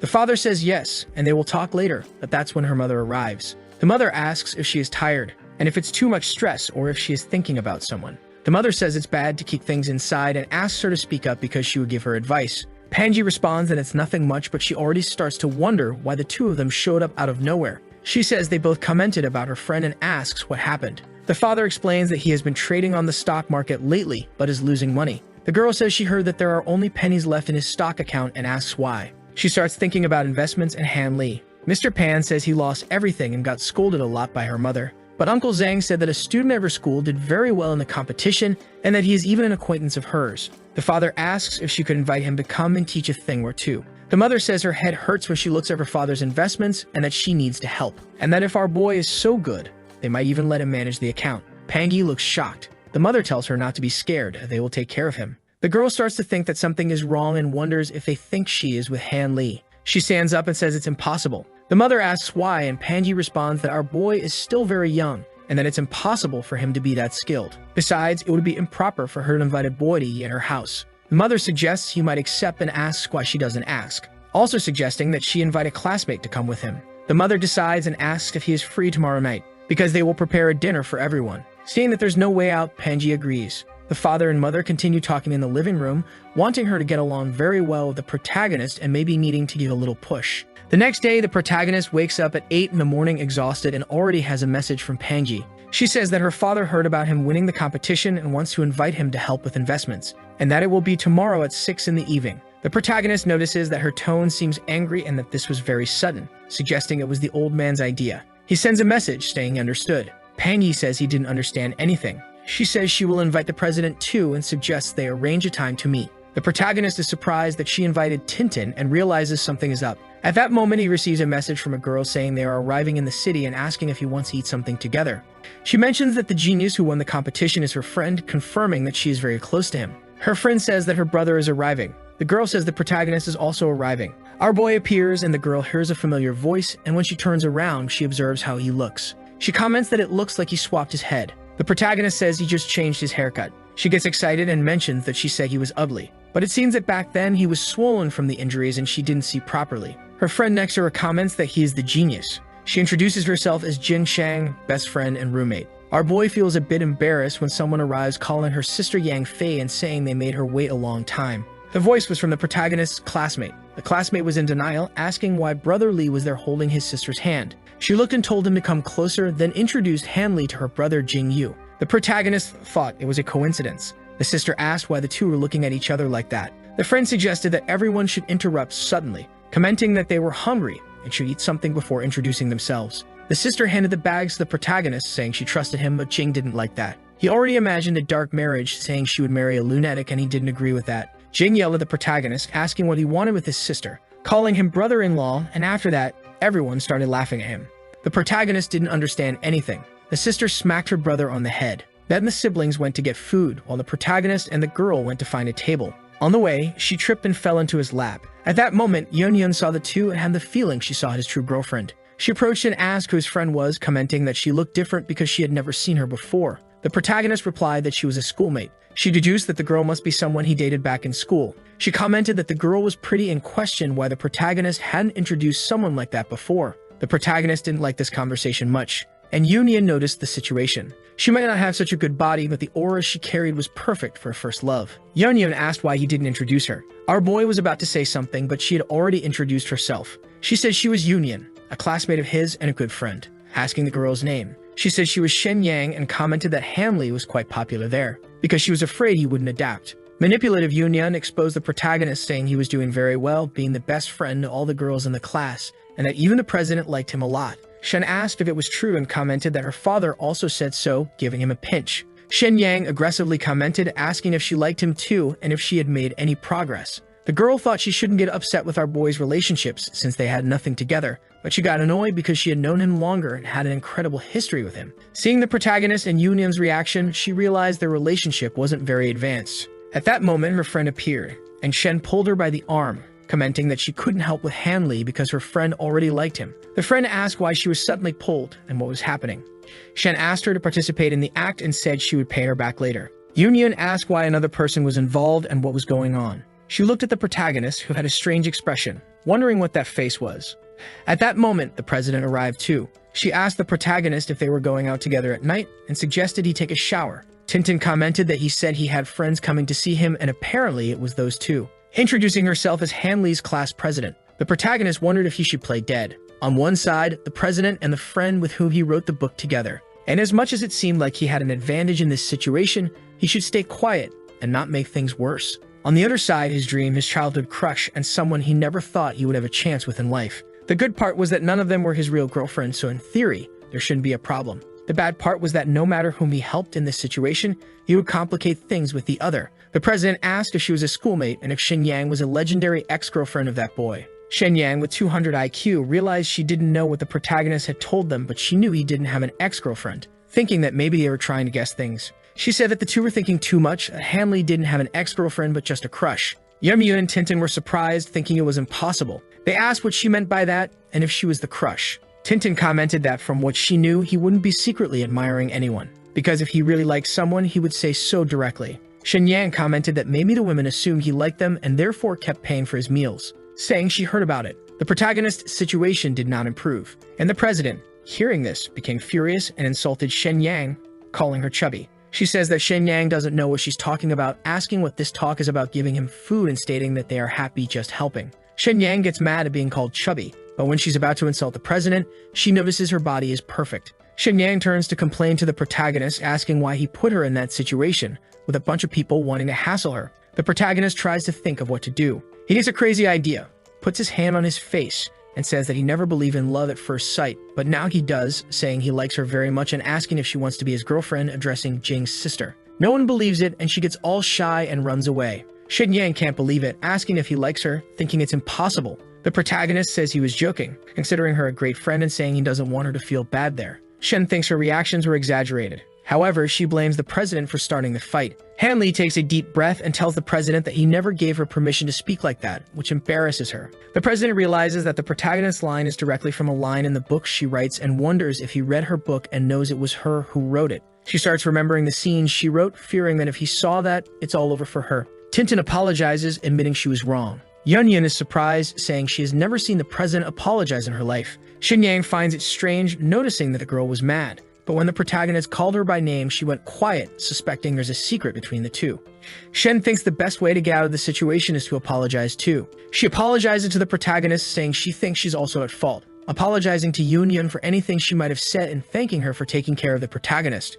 Yunyun replies that it's okay and thanks her, saying they are all his friends. Our boy then asks the president to take Yunyun with her, saying he let it slide today, but next time he won't say he didn't warn. The president, in shock, responds that she understood, but thinks the protagonist will pay for this. Shenyang asks the protagonist if he likes the class president. He responds no and asks why she's asking. She says she noticed some interactions between the two, and he replies that he likes her. Shen asks if he prefers delicate girls or thinks her personality is too dominant. The protagonist responds that it's not that he dislikes her personality, but thinks that Shenyang is much calmer than the president, giving her an admirable princess attitude. Our boy tells her that many people, even loving someone, feel tired because of that love, so he tries to be merciless. Shenyang asks what he means, and he explains that being merciless is actively talking about all the problems whenever they happen so that the person can fix them. She then asks if he wants to have many conflicts to fix things. The protagonist asks for calm and says he doesn't want it to be sudden. Shen says that when she saw him on the train, she felt he was her type. She was going to wait a little longer, but he is getting more and more surrounded by amazing girls, so she can't hesitate anymore. Shenyang responds that they can try to improve together without knowing if it will work out or not,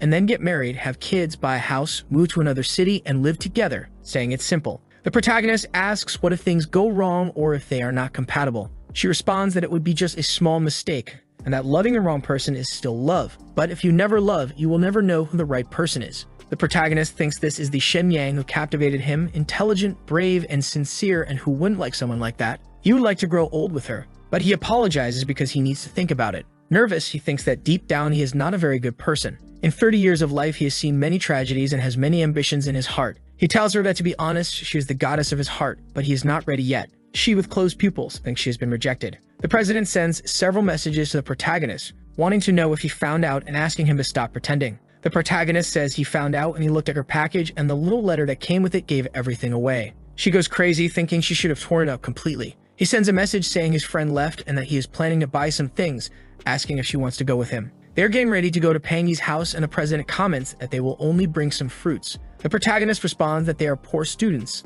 asking what else she wants to bring, saying to just get the fruits and be done with it. The president says she thinks that's enough and asks why he is staring at her. He replies that he's waiting for her to pay. She retorts that he chose the fruits and should make her pay while turning away. Tintin complains that the protagonist bullied her today, even making her embarrassed, and asks why she has to pay. She says she doesn't mind sometimes paying for his meal, but this time you will have to pay. The protagonist reluctantly agrees. The president looks into the protagonist's wallet and sees that he has quite a bit of money, asking why he keeps asking the girls to pay every day. He explains that this money is to survive until winter, and if it runs out, he's screwed, mentioning that with how much her novel is being viewed, she must be making good money. The protagonist receives some chewing gum to keep his breath fresh, but warns that it might make his mouth sticky. However, they have some peculiar benefits like bioelectricity, happiness, and sweetness. Tintin tries to play it down and says she didn't write the book, just helped a bit, mentioning that it's a different story not only about abusive relationships but also combining some Korean dramas. She admits that when she read it, she paid attention to the most exciting parts, feeling embarrassed and not knowing what to say. To break the ice, she asks what type of girl our boy likes. He replies that he declared his feelings to her friend today and likes that type of girl. The president, incredulous, says no one believes that. The protagonist asks why she's asking if she won't believe it. The president asks what he thinks of Panji. Hanley responds that he thinks she's very good, and Tintin questions if he likes her. He confirms, saying she has the classic beauty of a rich girl, and who wouldn't like a girl like that, questioning the reason for the question. She suggests that he likes Panji just because she's pretty and rich. Tintin wants the protagonist to give indirect compliments to her, but questioning if he imagines she likes women, says she actually likes men. The protagonist says if she thinks all those jokes with Fifi were just to get ideas for the book, what does she think about renting a room tomorrow to broaden their horizons a little? The president, embarrassed, says if he wants to practice, she will be the queen and he will be the servant. Our boy says he will be the dominator. She, surprised, asks if he is belittling her. Tintin says he may be good at fighting, but this is different, requiring psychological skills.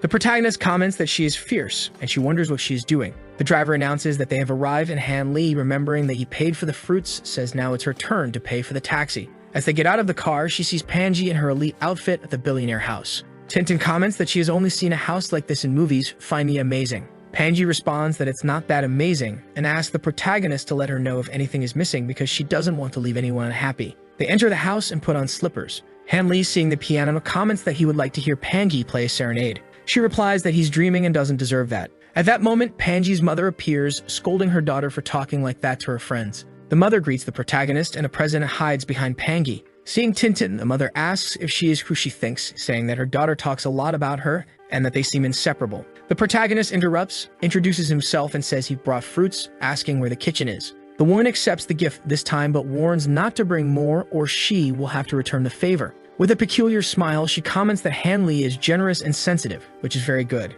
In the kitchen, they arrange the fruits while chatting. The protagonist talks about his city, and the mother notices that he is well-mannered and has etiquette, even though he's not a millionaire. However, for her it doesn't matter, as her family has enough money to sustain him for several lifetimes. All she wants is for him to set her daughter straight. Her father appears, all happy that the protagonist has arrived, calling him Professor. The father asks the boy to come quickly for some tea. The mother and daughter are embarrassed and wonder why he was called a professor. The mother then calls everyone to dinner, and it seems the crabs are tied up again.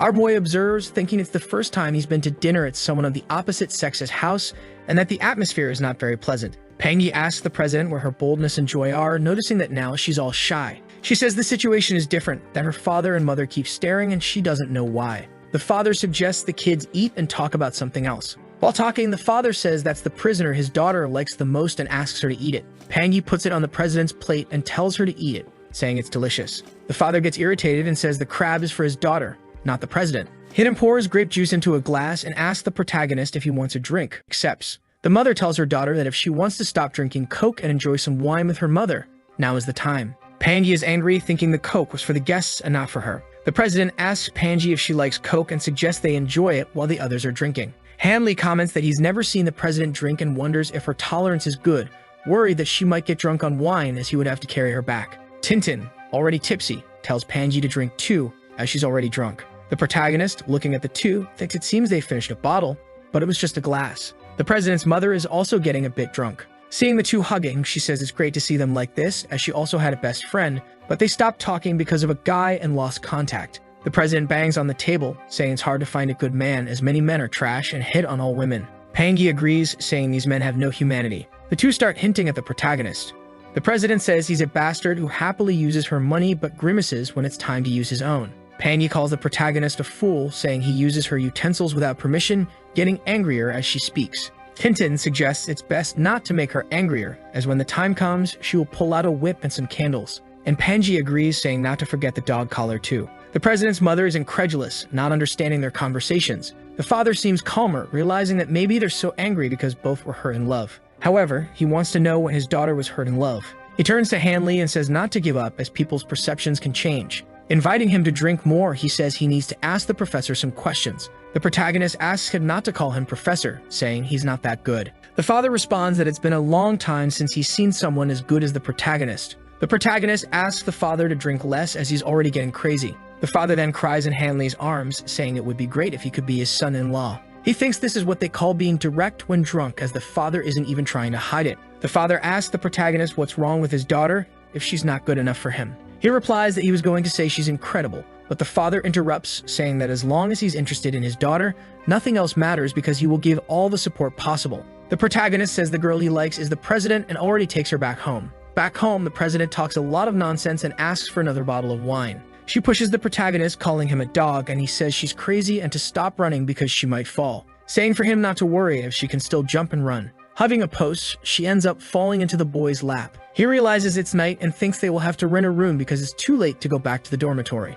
At Panji's house, her parents put her to sleep. The father asks if she's completely out, and the mother confirms. She asks to talk to her husband with a serious expression. The father asks why she has that look. Her mother wants to know about the protagonist's business with the president and if her father knew anything beforehand. The father says he just found out as well. The mother bangs on the table and asks about the talk of the protagonist having multiple partners, questioning if the father now likes polygamy. The father says he loves the mother and no one else. She says they will continue with the plan and asks if he handed over the account to the protagonist. Mr. Pan confirms and says that side is resolved since he also gave him a check for 500,000. He explains that he knows it's hard to pursue a girl like her without money, so he gave him some help. The mother considers this idiotic and asks why he gave that extra money when they could have made a revenue account and kept part of the commission. If they come together because of the money, they will only fight over money in the future. The father asks her to calm down, explaining that the 500,000 was part of the boy's salary, and considering their daughter's history, he doubted she would fight over money. He added that they didn't usually argue about it at home and that he was using the money as leverage to help both of them.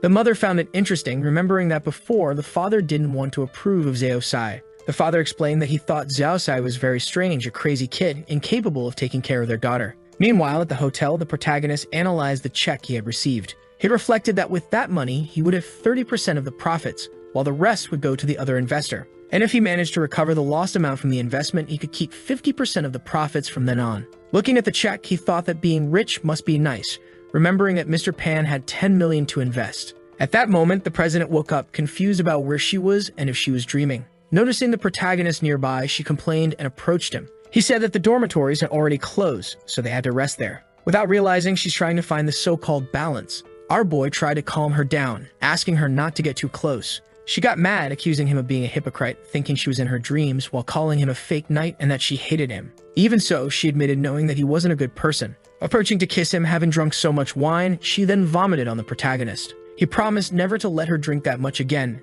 and they both went to sleep. When she woke up, Tintin wondered what had happened, recalling that she drank and had a strange dream with our boy at the hotel. Although thinking it was just a dream, she noticed a red stain on the couch, making her nervous. She supposedly thought that her first time had happened the previous night in that place. Meanwhile, the protagonist was at the bank making a deposit when he received an urgent call from the president. She began to suspect that the online guy was the protagonist, but after he sent the number to her, she noticed the numbers didn't match, so she called him. However, our boy had a voice-altering chip, which relieved her when she answered the call and realized the voices weren't the same. Han Li, noticing her relief, joked with her, asking if she was like that because of his voice. The president denied it, explaining that she needed to talk about something. When the protagonist asked what had happened to her boyfriend, she explained that she was confused, remembering that they had drunk wine the night before and then woke up in the hotel with a red stain on the couch. Spitting out all the noodles, he laughed at the situation. However, he asked about her battery percentage, and seeing that it was low, he asked her to save it and look for a written note. Tintin agreed and hummed up, and minutes later, she found a note where our boy complained about her vomiting on him, thus losing the incredible opportunity of sleeping in the bed with her. She was surprised to learn it was just wine. Back at the school dorm, Yunyun asked if the president had slept out the night before. She explained that she had slept alone outside, but Yunyun found it strange, remembering that she had left with the protagonist to go to Pangyi's house. Meanwhile, the protagonist was at the bank making a deposit when he received a message from Yunyun, questioning if he had declared his feelings for a girl and taken Tintin to a motel the night before. The protagonist tried to deny it, but suspected that the president had said something foolish. She then sent him a message complaining that he hadn't charged his phone yet. He explained that he had only charged it to 50% to save money, and she was confused, asking why he needed money. Hanley said it was to do some shopping, but she questioned what he needed to buy. He explained that he needed to buy some tools he had read about in a work, but she called him a pervert. He tried to explain, but the message was blocked by the girl. Our boy says it's alright and asks to see if she leaves a like on this video. Do you remember that last chapter ended when our dear Hanlai had his phone blocked by Ting Ting? Out of revenge, he did the same thing, blocked her and even deleted her contact. Since she wanted to play this game, he was going to do the same. He walked away thinking that everyone wants power. Yun Yun stole his money, and Fei Fei always ignored him. However, for some reason, he was much angrier at Ting Ting. Yun Yun tried to deceive him by pretending to be a good person, while Fei Fei just ignored him and didn't do anything excessive. But Ting Ting saw that he was weak and essentially bullied him. Even after the incident, she showed no remorse. It was as if she thought he was trash that deserved to suffer like that. At least Yun Yun, in a way, saw some value in him. But for Chuking, he was nothing but a negative presence. He understood that she didn't have Panji's family background or Yanfei's intelligence. Matt yearly put her down, calling her dumb and poor. That's why she believes she can only get ahead in life by stepping on others. Walking into the store, he concluded his thought, thinking that people who like to step on others must learn that one day they'll also be stepped on. He walked in and told the clerk he wanted to learn about the course. Apparently, the boy was going to take some fitness classes to bulk up for real this time. The trading he had been doing with the system didn't seem to be enough. His base attributes were very different from the system's secondary ones. He enrolled and told himself he needed a challenging workout. Now that he was getting closer to Panji, he had to be as attractive as possible to catch the rich girl's attention. Well, everyone uses the tools they have to win in life, right? If he had the opportunity, he would make the most of it. The scene then shifts to the teacher's office. The chubby guy told him all the preparations for the live competition had been made. They were talking about that trading and finance competition that was coming up.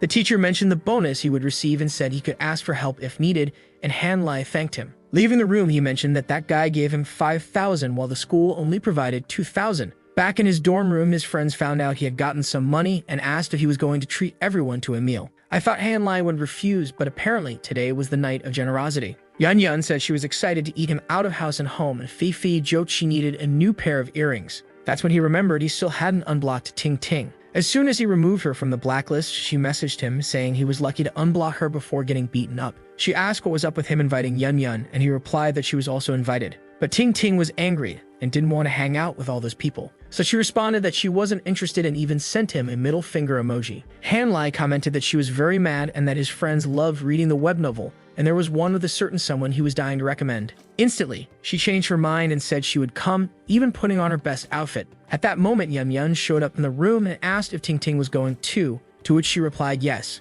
That friend with the sunglasses then asked Han Lai if he could invite his sister, Yanfei. But he was worried his sister might end up dating Han Lai because of it. Right then, the protagonist said maybe and asked for the sister's contact, shocking the guy. The scene then shifts to the city. Honestly, these girls, all dressed up, seemed much more restrained than at school. Fei Fei was in a sweatshirt and a long skirt. Man, I'd never seen her look so decent. They apologized for being late, and Han Lai said it was fine. He complimented Ting Ting's stockings, saying they made her legs look really long. I think it's some sort of Chinese-style compliment, because she blushed looking all shy. She complimented the rest of the group and started introducing the dorm friends. The one with the short hair was Xiaodong Bai. I think it's the first time I've heard his name. While climbing the stairs, the guy with sunglasses wondered if Han Lai might already have something going on with his sister. He decided to take a picture saying he had to warn her about it. Man, what a backstabber friend out of nowhere. But then again, it's his sister, right? That's tough. The group then gathered around the table. These Chinese folks love those round tables, huh? Ever noticed how this happens in every story once in a while? As soon as they picked up the menu, they started wanting ribs and all the most expensive stuff. Then Yun said he'd order everything he wanted, and Han Lai said it was fine as long as it stayed under 5,000. Suddenly, Ting Ting told him that some Luyo guy already knew about the dinner. He asked what the problem was, and she said other classmates might think he was giving them special treatment. He replied that he didn't care much and said he wasn't worried about it. He'd already said he was a selfish person who preferred being alone. That's why it was impossible for him to be himself and maintain a good relationship with everyone. The only reason he invited the people at that table was because they were close to him. And of course, there was another reason. Sweating nervously, she asked what that reason was. And then he reveals that he's about to leave this university. Man, I didn't even know when this happened. Ting Ting looks all confused, staring at him, unsure where the boy is going. She thinks to herself that this bastard is always mistreating her. Now that he's leaving, she should feel happy, but instead, she's mad. She then asks if he's going to study in another country. He explains that he's not, He's just taking the transfer exam to the main campus of this university. Ting Ting asks if he's doing this because of Yanfi or her friend. Meanwhile, Han Lai notices that the girl is nearly gripping her shorts, looking so sad. She comments that both girls seem nice and he must have developed feelings for one of them. Han Lai tells her to stop doubting him because of course he developed feelings for both. She yells at him to stop joking and making things up. He then reveals he's not joking. She can believe or not, but the truth is that he neither liked nor disliked anyone. She interprets this as him being just a playboy wanting all the girls. But suddenly, her expression changes as if she realizes something. Apparently, she remembers that Fudan University doesn't accept mid-year transfers. She gets angry and asks if he's playing tricks while the girls at the table are watching him. It seems like the boy was lying the whole time. "Oh boy, you think I have all the time in the world for your jokes and tricks, kid. Get on with the story already. Even I feel like punching this kid right now." At this point, Yu tells Ting Ting to calm down because girls should be gentle and understanding. Fei Fei, however, says it's Han Lai's fault and tells him to annoy Yu since she's pitying Ting Ting. The two glare at each other for a second and then turn away angrily. Han Lai then tells Ting Ting to listen to Ming and be a bit more gentle. Suddenly, Shevadong stands up, calling all the sisters-in-law and asking who wants some tea. Everyone at the table goes silent. The girls get a little embarrassed, saying he can't be that direct. He says he understands, asks for the flavors, and they respond. Then he asks Ting Ting what the eldest sister-in-law would prefer. She gets angry, and he says he'll just grab a strawberry tea then. Meanwhile, the guy with sunglasses is wondering if he'll really end up alone in all of this. At this point, Ting Ting, seeing how calm Han Lai is, decides to call Panji to annoy him a bit. He tells her not to invite anyone else because after this, he has to go to the gym, trade some stocks, and won't have time. She responds that she'll let it go this time, but he better stop annoying her first. He chuckles and then says that everyone there has always looked out for him. He had wanted to host a dinner like this for a long time to bring everyone together, but never had the chance. He raises his glass, saying that today he received his first bonus ever, which isn't much but is meaningful. Their presence shows that he values the quality of his friends, not the quantity. He doesn't care about criticism from others unless it comes from his friends, and he asks them to go easy on him. Everyone starts celebrating, and his friend says it's cool. Meanwhile, Ting Ting wonders why this bastard is suddenly being so nice. Out of the blue, he stands up and tells the class monitor not to be so angry. He takes her hand and tells her to be more loving because she'll love everything that's served. She's a little confused, not knowing why he suddenly grabbed her hand like that. Then she receives a call from Pangi. As soon as she answers, Panji asks why she called and Ting Ting says it was by accident. Panji then questions what she's doing and she responds that she's in her room reading. However, Shirarong is standing right in front of her. He looks a little scared and she tells him to repeat who's at this so-called dinner. The next scene shows him returning to the room with a woman making soup. Lindy excitedly goes to celebrate her arrival, but that's when his expression changes. Someone with red painted nails asks what kind of celebration this is and why everyone looks so shocked. Obviously, it's Panji wanting to know if her presence there isn't welcome. Everyone is startled and Kin Kin asks what she's doing there. Panji just responds with that excuse about reading in her room. Kin Kin gets a little embarrassed, saying there's an explanation. Chevadong brings the bags and tries to explain. He says that when he went to get the tea, he ran into Pangi and ended up mentioning that they were drinking. She asked why a bunch of guys wanted strawberry tea and he accidentally let it slip that the girls were there. Han Lai puts a hand on his shoulder and says it's inevitable for someone with an intelligence deficit like his. The poor guy starts crying, saying that kind of consolation just made him feel worse. Then Han Lai walks over to Pangi and tells her to sit down. He explains that his plan was to invite her to a solo dinner, but since she arrived, it's the perfect time. He tells everyone to start ordering because they're all friends there. Some time passes and Shevadong is eating, saying the food is delicious. He asks for 2 more bottles of beer and tells Han Lai to join them. But suddenly the boy stands up, saying he has to leave because he has a workout at the gym tonight. He was about to pay the bill when Panji suddenly said she would leave with him because there was something she needed to discuss. Seeing this, Ting Ting looked confused about why Panji got up to follow this damn dog. She started to suspect something strange was going on. Outside on the street, Han Lai asked what Panji wanted to talk about. She wanted to know what he had discussed with her father. Han Lai explained that he had only met her father a few times, so they never had any serious conversations. He waved goodbye, saying that if that was her only question, he was leaving. But suddenly, she grabbed his arm and told him to stay put. She said she already knew her father thought she was in some kind of relationship with Ting Ting. She asked if it was true that their parents had asked him to try to form a connection with her. He denied it, all the while wondering how this damn girl had figured something like that out. He said her father's misunderstanding involved only father and daughter and had nothing to do with him. She complained, telling him to stop making things up and coming up with false arguments. Since the crab dinner and that misunderstanding, her father had been unusually kind to him, even though he was always strict with boys. Not to mention that the day he visited her house, things had been strange too. Han Lai asked what any of that had to do with him. If her father wanted to use him to sabotage her relationship with Ting Ting, in the end he was just being used. She was impressed by his audacity to respond like that. She then revealed that earlier that morning, she had asked her mother a few things. She found out that her father had handed over some stock accounts for him to manage. He admitted it and asked why she was bringing it up. Now though, Hanlai was feeling insecure. He needed that money to continue advancing. The problem was that he didn't yet have control over Panji, and everything was tied to her. Unfortunately, she laid all her cards on the table, saying she now understood his situation. He had become a dog essentially hired by her family. He was startled to see that she had figured everything out. She gave a sly smile and asked why he seemed so upset.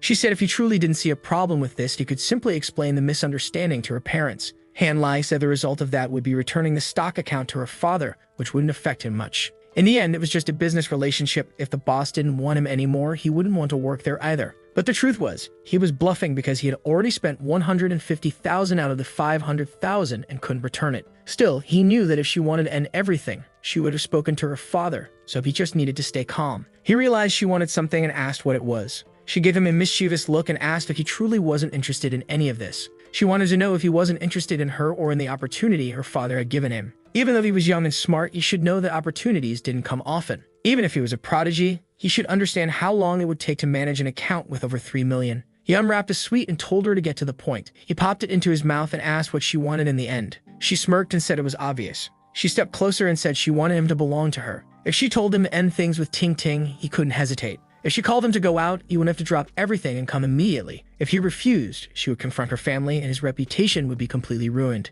She added that her father had been tricked once and despised people who acted deceitfully. At that moment, he realized she was threatening him even more than he had anticipated. She stepped closer and said he was quite useful and could help solve some problems she had. What she was offering was really just another opportunity for him. The poor guy was sweating nervously, unsure how to respond. It seemed she already knew about all the money involved. However, in the end, he hadn't lied to her father, so he wasn't too afraid. She turned around and said she would try this fake relationship for a while. But if he tried hard enough, it wasn't impossible for him to become her real boyfriend. Hanlai laughed, saying that after all her plans, she just wanted to date him. He smiled, thinking that now he had regained control of the situation. He then told her it would be better if she was honest with her father right away. There was already someone else he liked and her father knew about it. She laughed and didn't seem to believe him. She asked if it was one of the 3 girls or his childhood friend. Touching his chest, she said she already understood how he worked, and in this negotiation, everyone got what they wanted. She didn't care much about the money he was receiving and could even introduce him to some new clients. Turning to leave, she said he should calculate that with the 100,000 he had, he would have to win 100 times to make 10 million. Meanwhile, if he started earning with 10 million, he would need far less risk and fewer negotiations to achieve that.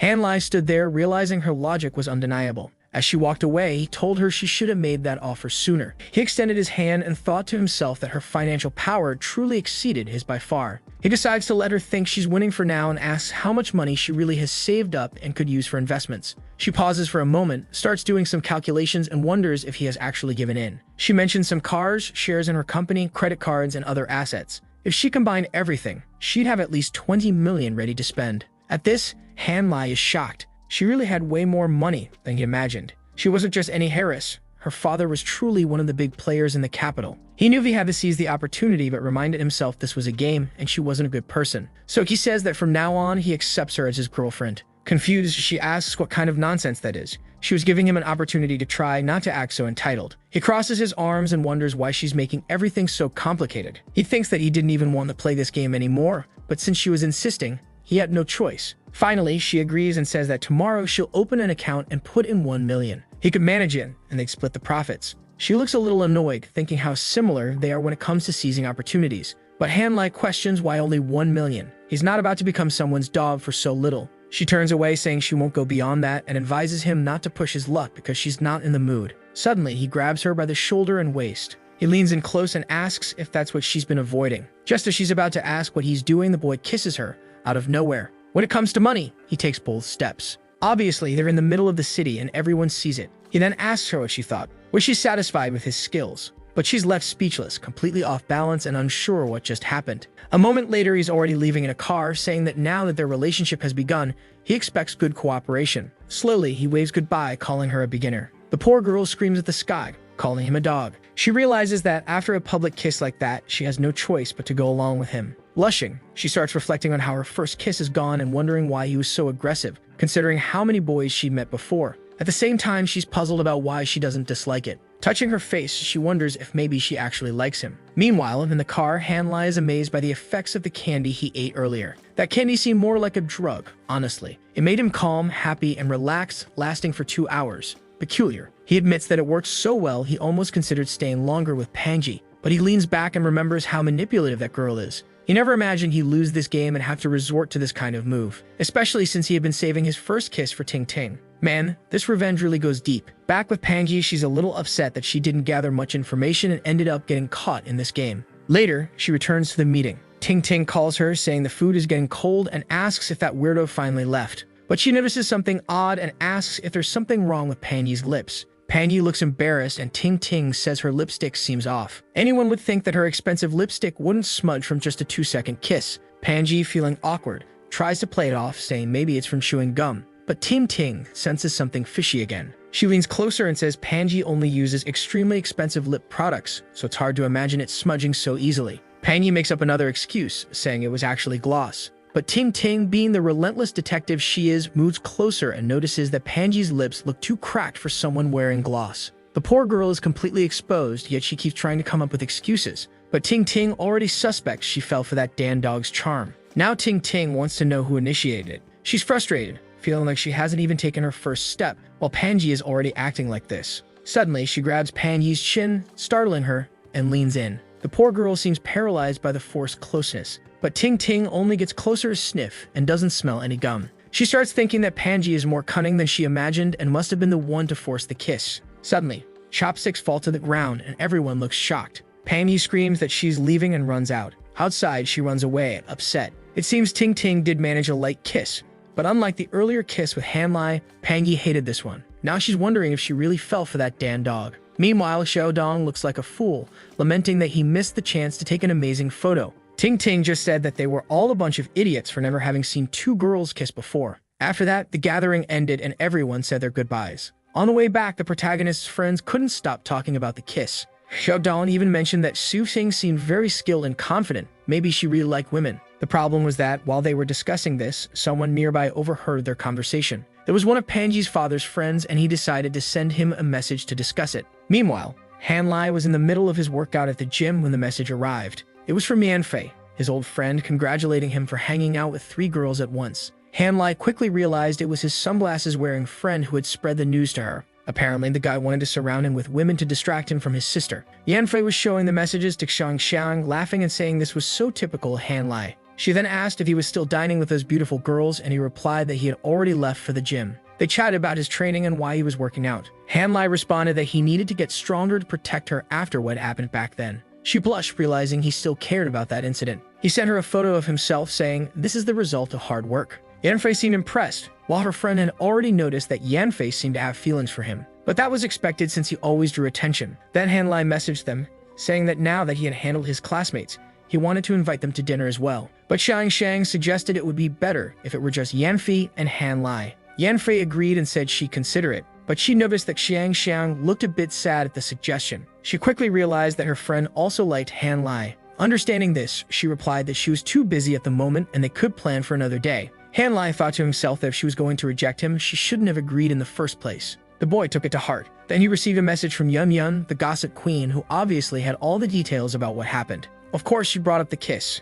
She mentioned that knowing about the kiss and the dynamic between those two, Hanlai might forget about them, giving her a chance now. Meanwhile, Hanlai was doing some peculiar stretches at the gym. Those stretches didn't seem to be helping build muscle though. He was still annoyed about missing such an exciting scene. He told his coach that he had something to take care of and left. Rushing to the bathroom, he messaged Ting Ting, using his cucumber account of course. Ting Ting told him everything about the kiss, the gum, and strangely enough admitted that she liked the situation. Even Hanlai started wondering if the girl was now playing for the other team. He asked her directly if her sexuality had changed for good. She replied that it hadn't, but she wanted to provoke someone as a way to relax. Hanlai was confused about why she would do something like that to relax. He started theorizing that maybe she enjoyed acting that way to get inspiration for her novel or something similar. That would make some sense. The problem was that all of this was happening due to several coincidences. He regretted letting them find out about those things in the box that day. That had made Fei Fi curious, which ultimately led to the mess with Pangi. That situation had, in turn, triggered everything with Pangi's parents. All of it was a kind of butterfly effect stemming from different decisions in his past life. He then tells Ting Ting that most of her problems happen because she has too much yang energy. Like me, she's confused about what he means by that. He explains that her temperament is overly aggressive. It's probably something related to her menstrual cycle. He confidently states that she must be going through that phase and likely has headaches and other symptoms. Apparently, the boy's a genius and already knew this from somewhere because he got everything right. She says she's not in the mood to take medication, and he suggests the solution is spending more time with the person she's angry at to calm down. Though I find it odd considering all her problems started because of him. He sends her a long text explaining that deep down she wants to be won over. After reading his lengthy arguments, she concludes that it kind of makes sense. She rushes off telling her friends she forgot something, leaving them suspicious about her behavior. At the Raccoon Starbucks, she messages Han Lai asking if he's free tonight. He immediately wants to know which hotel they're going to. She gets flustered, as she only wanted to have an honest conversation with him. But she replies that if they're going to a hotel, he should be the one preparing it, and asks if he's a real man. He replies, saying fine, he'll prepare, and just asks when she'll arrive. She calls him delusional and says she'll leave it to someone else.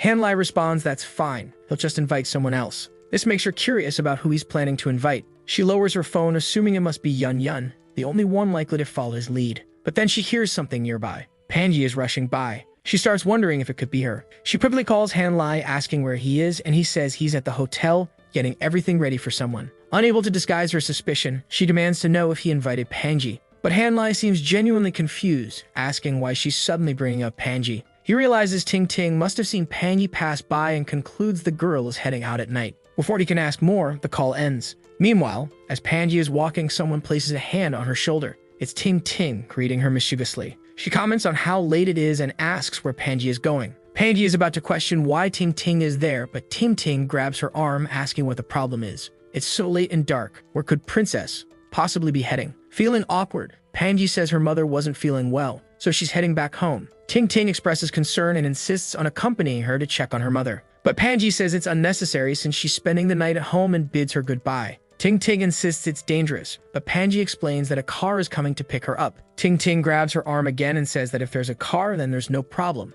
They can just return to school together tomorrow. Eventually, Panji reluctantly agrees, saying, fine then. Sometime later, they finally arrive at Panji's house. Ting Ting is confused, not expecting the girl to actually be going home. Panji's mother appears and notices Ting Ting. Ting Ting greets her and explains that she heard she wasn't feeling well, so she accompanied Panji home. Her mother walks to the counter, assuring her not to worry and that she's fine. In reality, though, she looks unwell. She had heard about the kiss between Ting Ting and Panji, and now, to make matters worse, they'd arrived together. Thinking about the scene nearly makes her faint, and she excuses herself, saying she's heading back to her room to rest. This leaves the two girls standing there, unsure of what just happened. Panji looks to the side and blames Ting Ting for everything. She sits on the sofa, demanding to know why Ting Ting followed her at night. Was she in love or just playing the knight in shining armor? Ting Ting awkwardly responds that, of course, Panji is beautiful and rich, so it's obvious she fell in love. But Panji knows she's being sarcastic and warns her to be careful with her words, saying Ting Ting will have to deal with what happened at dinner tonight. Ting Ting laughs and shoves Panji onto the sofa, saying that in the end, it was Panji who stole Han Lai first. Panji pushes her off, demanding to know what Ting Ting's relationship with Han Lai is. Was she the one stalking him, trying to dominate him, and acting crazy? Panji considers coming up with an excuse, but decides that since they kissed and she didn't resist, she might as well admit she wants that dog. Ting Ting, taken aback, doesn't know how to respond to such a direct confession. Suddenly, Ting Ting sits up and admits that honestly, even though she has other friends, she feels the closest connection with Panji. She knows they won't be together forever, but wants their friendship to last longer. Embarrassed, Panji replies that just because of Han Lai, it doesn't mean they can't still be friends. After all, he's just a boy. But Ting Ting should know that she won't let her have a chance with him, no matter what. Ting Ting laughs, saying they seem to be progressing quickly, considering he was preparing a hotel room for them. Confused, Panji asks what she's talking about. Suspicious, Ting Ting asks for Panji's phone. She assumes Panji is lying. When she sees Han Lai's messages, she realizes Panji is telling the truth. She stares at Panji, who seems oblivious, saying she was just an innocent bystander dragged into all of this. Suddenly, Ting Ting gets up and tries to leave, waving goodbye. But Panji tackles her, pinning her to the floor, saying it's too dangerous for her to go out alone at night. Hearing the commotion, Panji's mother comes out. Panji declares that she won't let Ting Ting escape because they'll be spending the night together. The mother, observing the scene, thinks at least her daughter seems to be taking charge in the relationship. Ting Ting notices her and apologizes for disturbing her rest, promising to bring a gift next time. The mother is confused that Ting Ting doesn't even want a glass of milk and tells her daughter she seems to be maturing. Meanwhile, walking through the city, Han Lai gets a message from Ting Ting.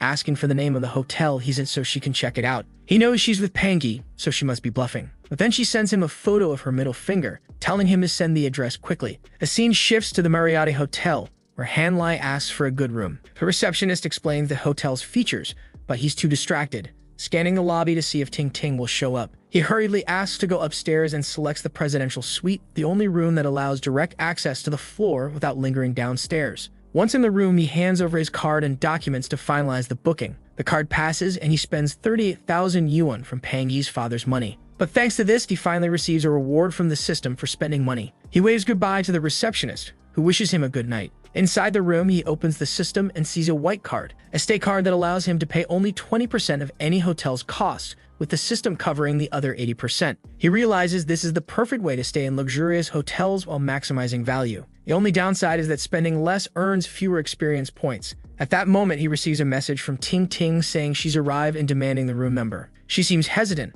almost regretting coming and contemplating leaving. But then she sees a message from Hanlai that shocks her. He questions how she had the courage to show up and tells her to leave. Thinking he didn't believe she actually come, Ting Ting decides to stay. She declares she's not inconvenienced and demands the room number. He agrees and says he'll send someone to the lobby to fetch her. But in reality, this is just a mind game. He knows that acting reluctant will make her more determined to come up. This boy is playing advanced level chess. He opens the room door, inviting her in. Ting Ting, blushing and confused, asks what kind of room this is. He nonchalantly says it's the presidential suite, leaving her shocked. Why did this dog spend so much money just for her? She scolds him, but he brushes it off and tells her to come in. Once inside, she realizes she needs to take control of the situation. She's gone too far and can't let him dominate her now. She pokes his chest, accusing him of playing games with her and Pangi, but he just laughs, making her even angrier. He gently takes her hand, kisses her forehead, and says she doesn't seem to like the room he rented. Leaning in, he whispers in her ear, suggesting they first explore everything the suite has to offer. She notices the maid showing them around the room. The woman addresses him as Mr. Han, which leaves Ting Ting a bit confused. Both of them are impressed when the maid shows them the massive bathtub, though honestly, it didn't look that big to me. The protagonist comments on whether the B6 level qualifies as 5-star accommodations, but he's quite picky. He mentions that the furniture in the secondary bedroom seem outdated. Meanwhile, Ting Ting is amazed by the imported brands throughout the suite. When she sprays a bit of the perfume provided, he leans in to sniff her neck. The maid then announces that she's leaving and wishes them to enjoy themselves in the room. As the door closes, Ting Ting looks puzzled by the maid's choice of words. He teases her, saying that apparently her mind isn't as pure as it seems. Flustered, she declares she'll stay in the secondary bedroom. He retorts that if that's the case, he'll have to charge her 10,000 yuan for the night. Angry, she grabs his arm, pulls him into the main room, opens a bottle of wine, and starts drinking. He's unsure how to respond to this. But as soon as she takes a sip, she notices he's on his phone. When she's about to complain, he shows her a message from Pangi, asking what he's up to. Ting Ting demands he tell Pangi he's at the hotel with her. He agrees but asks what he'll get in return for sending that message.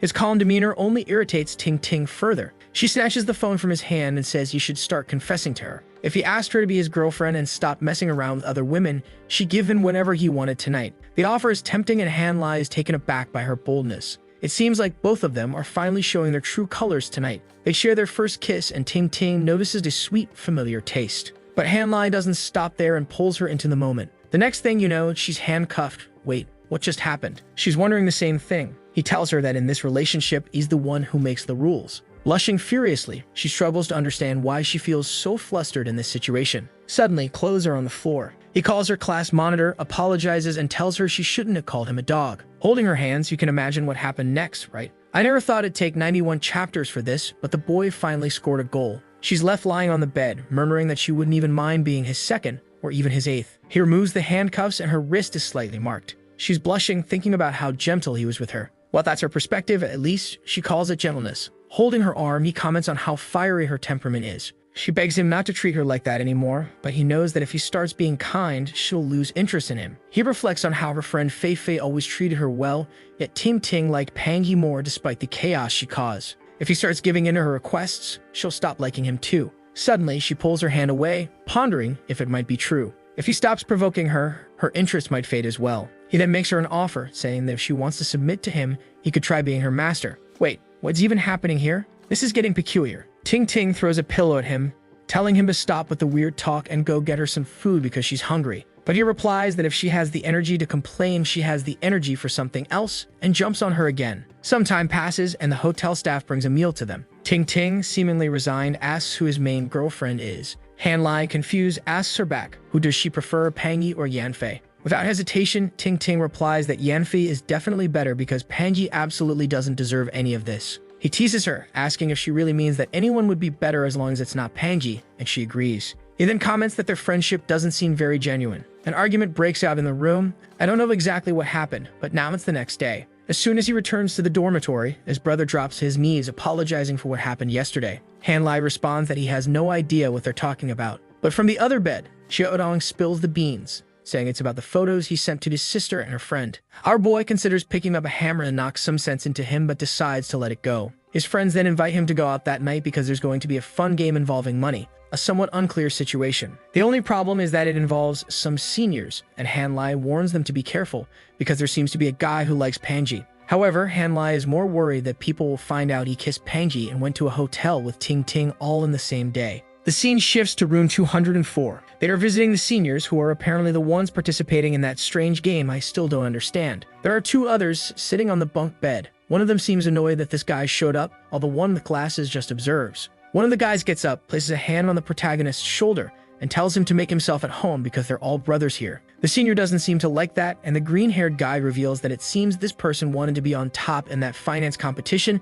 but didn't end up winning. However, the guy with glasses retorts, pointing out that the green-haired one who's mocking him was interested in Pangi but also failed to win her over. Man, everyone in this room seems to have lost something to Han Lai. Better be careful, kid. The red-haired guy congratulates Han Lai, saying that if he really has connections with Pangi, he's a lucky guy. Embarrassed, Han Lai looks away, saying it's all just a joke. He claims he's only close to her because her father asked him to keep an eye on her and ensure nothing bad happens to his daughter. The guys keep observing, and the one smoking says he now understands what's going on. It seems the boy they were suspicious of doesn't have such a deep connection with Pangi after all. But the red-haired guy slams the table, saying that's not how it is. He's seen Han Lai very close to her countless times, so clearly something's going on. The protagonist then comments that this boy's name is Zhaoxi and tells him that if he doubts it, he should go talk to Pangi's father. At that point, his dorm friends tell the guys to stop pestering the protagonist. However, the smoker didn't know the boy was so close to the entire Pan family. The protagonist reveals that he's only managing the father's investment account and that it's nothing too serious.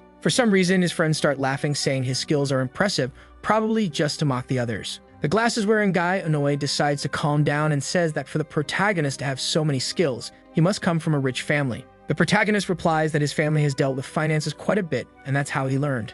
Zhao, his friend, asks if his family worked in a bank or something like that. The truth, of course, is that his mother worked as a supermarket cashier, so in a way he's not really lying, right? At this point, Zhaoxi says it's time to get to the main topic. He pulls out a deck of cards and announces it's time to start the games. Han Lai, however, replies that he's not here to play because he doesn't like gambling. But as the system activates, he gains a new skill, obviously related to card games and gambling. When combined with his psychological skill, the effect would be doubled. He picks up the deck from the table and says he only came to get to know everyone better. Seeing his attitude, his dormmates immediately know he's about to stir up trouble again. Meanwhile, Zhaoxi wonders why he seems so confident. The scene shifts back to Ting Ting, who's feeling nervous, her heart racing. Yun asks why she's wearing a turtleneck when it's so hot outside. Ting Ting replies that she's not feeling well and is a bit cold, hence the outfit. But the truth is obvious, she's trying to hide a mark left by the dog, as she calls him. She considers messaging him to ask what he's doing but decides against it and deletes the draft. For now, her focus is on avoiding him and staying hidden. She looks up, muttering for him to wait. For what's unclear. The scene cuts back to Zhaoxi crushing a soda can and throwing it on the ground. Apparently, the protagonist has already left and they got thoroughly beaten. The smoker, however, admits it was their own fault. Han Lai was calm the entire time and behaved well, which makes him actually like the guy. He also advises Zhaoxi to forget about Pangi because in the end she's just another girl.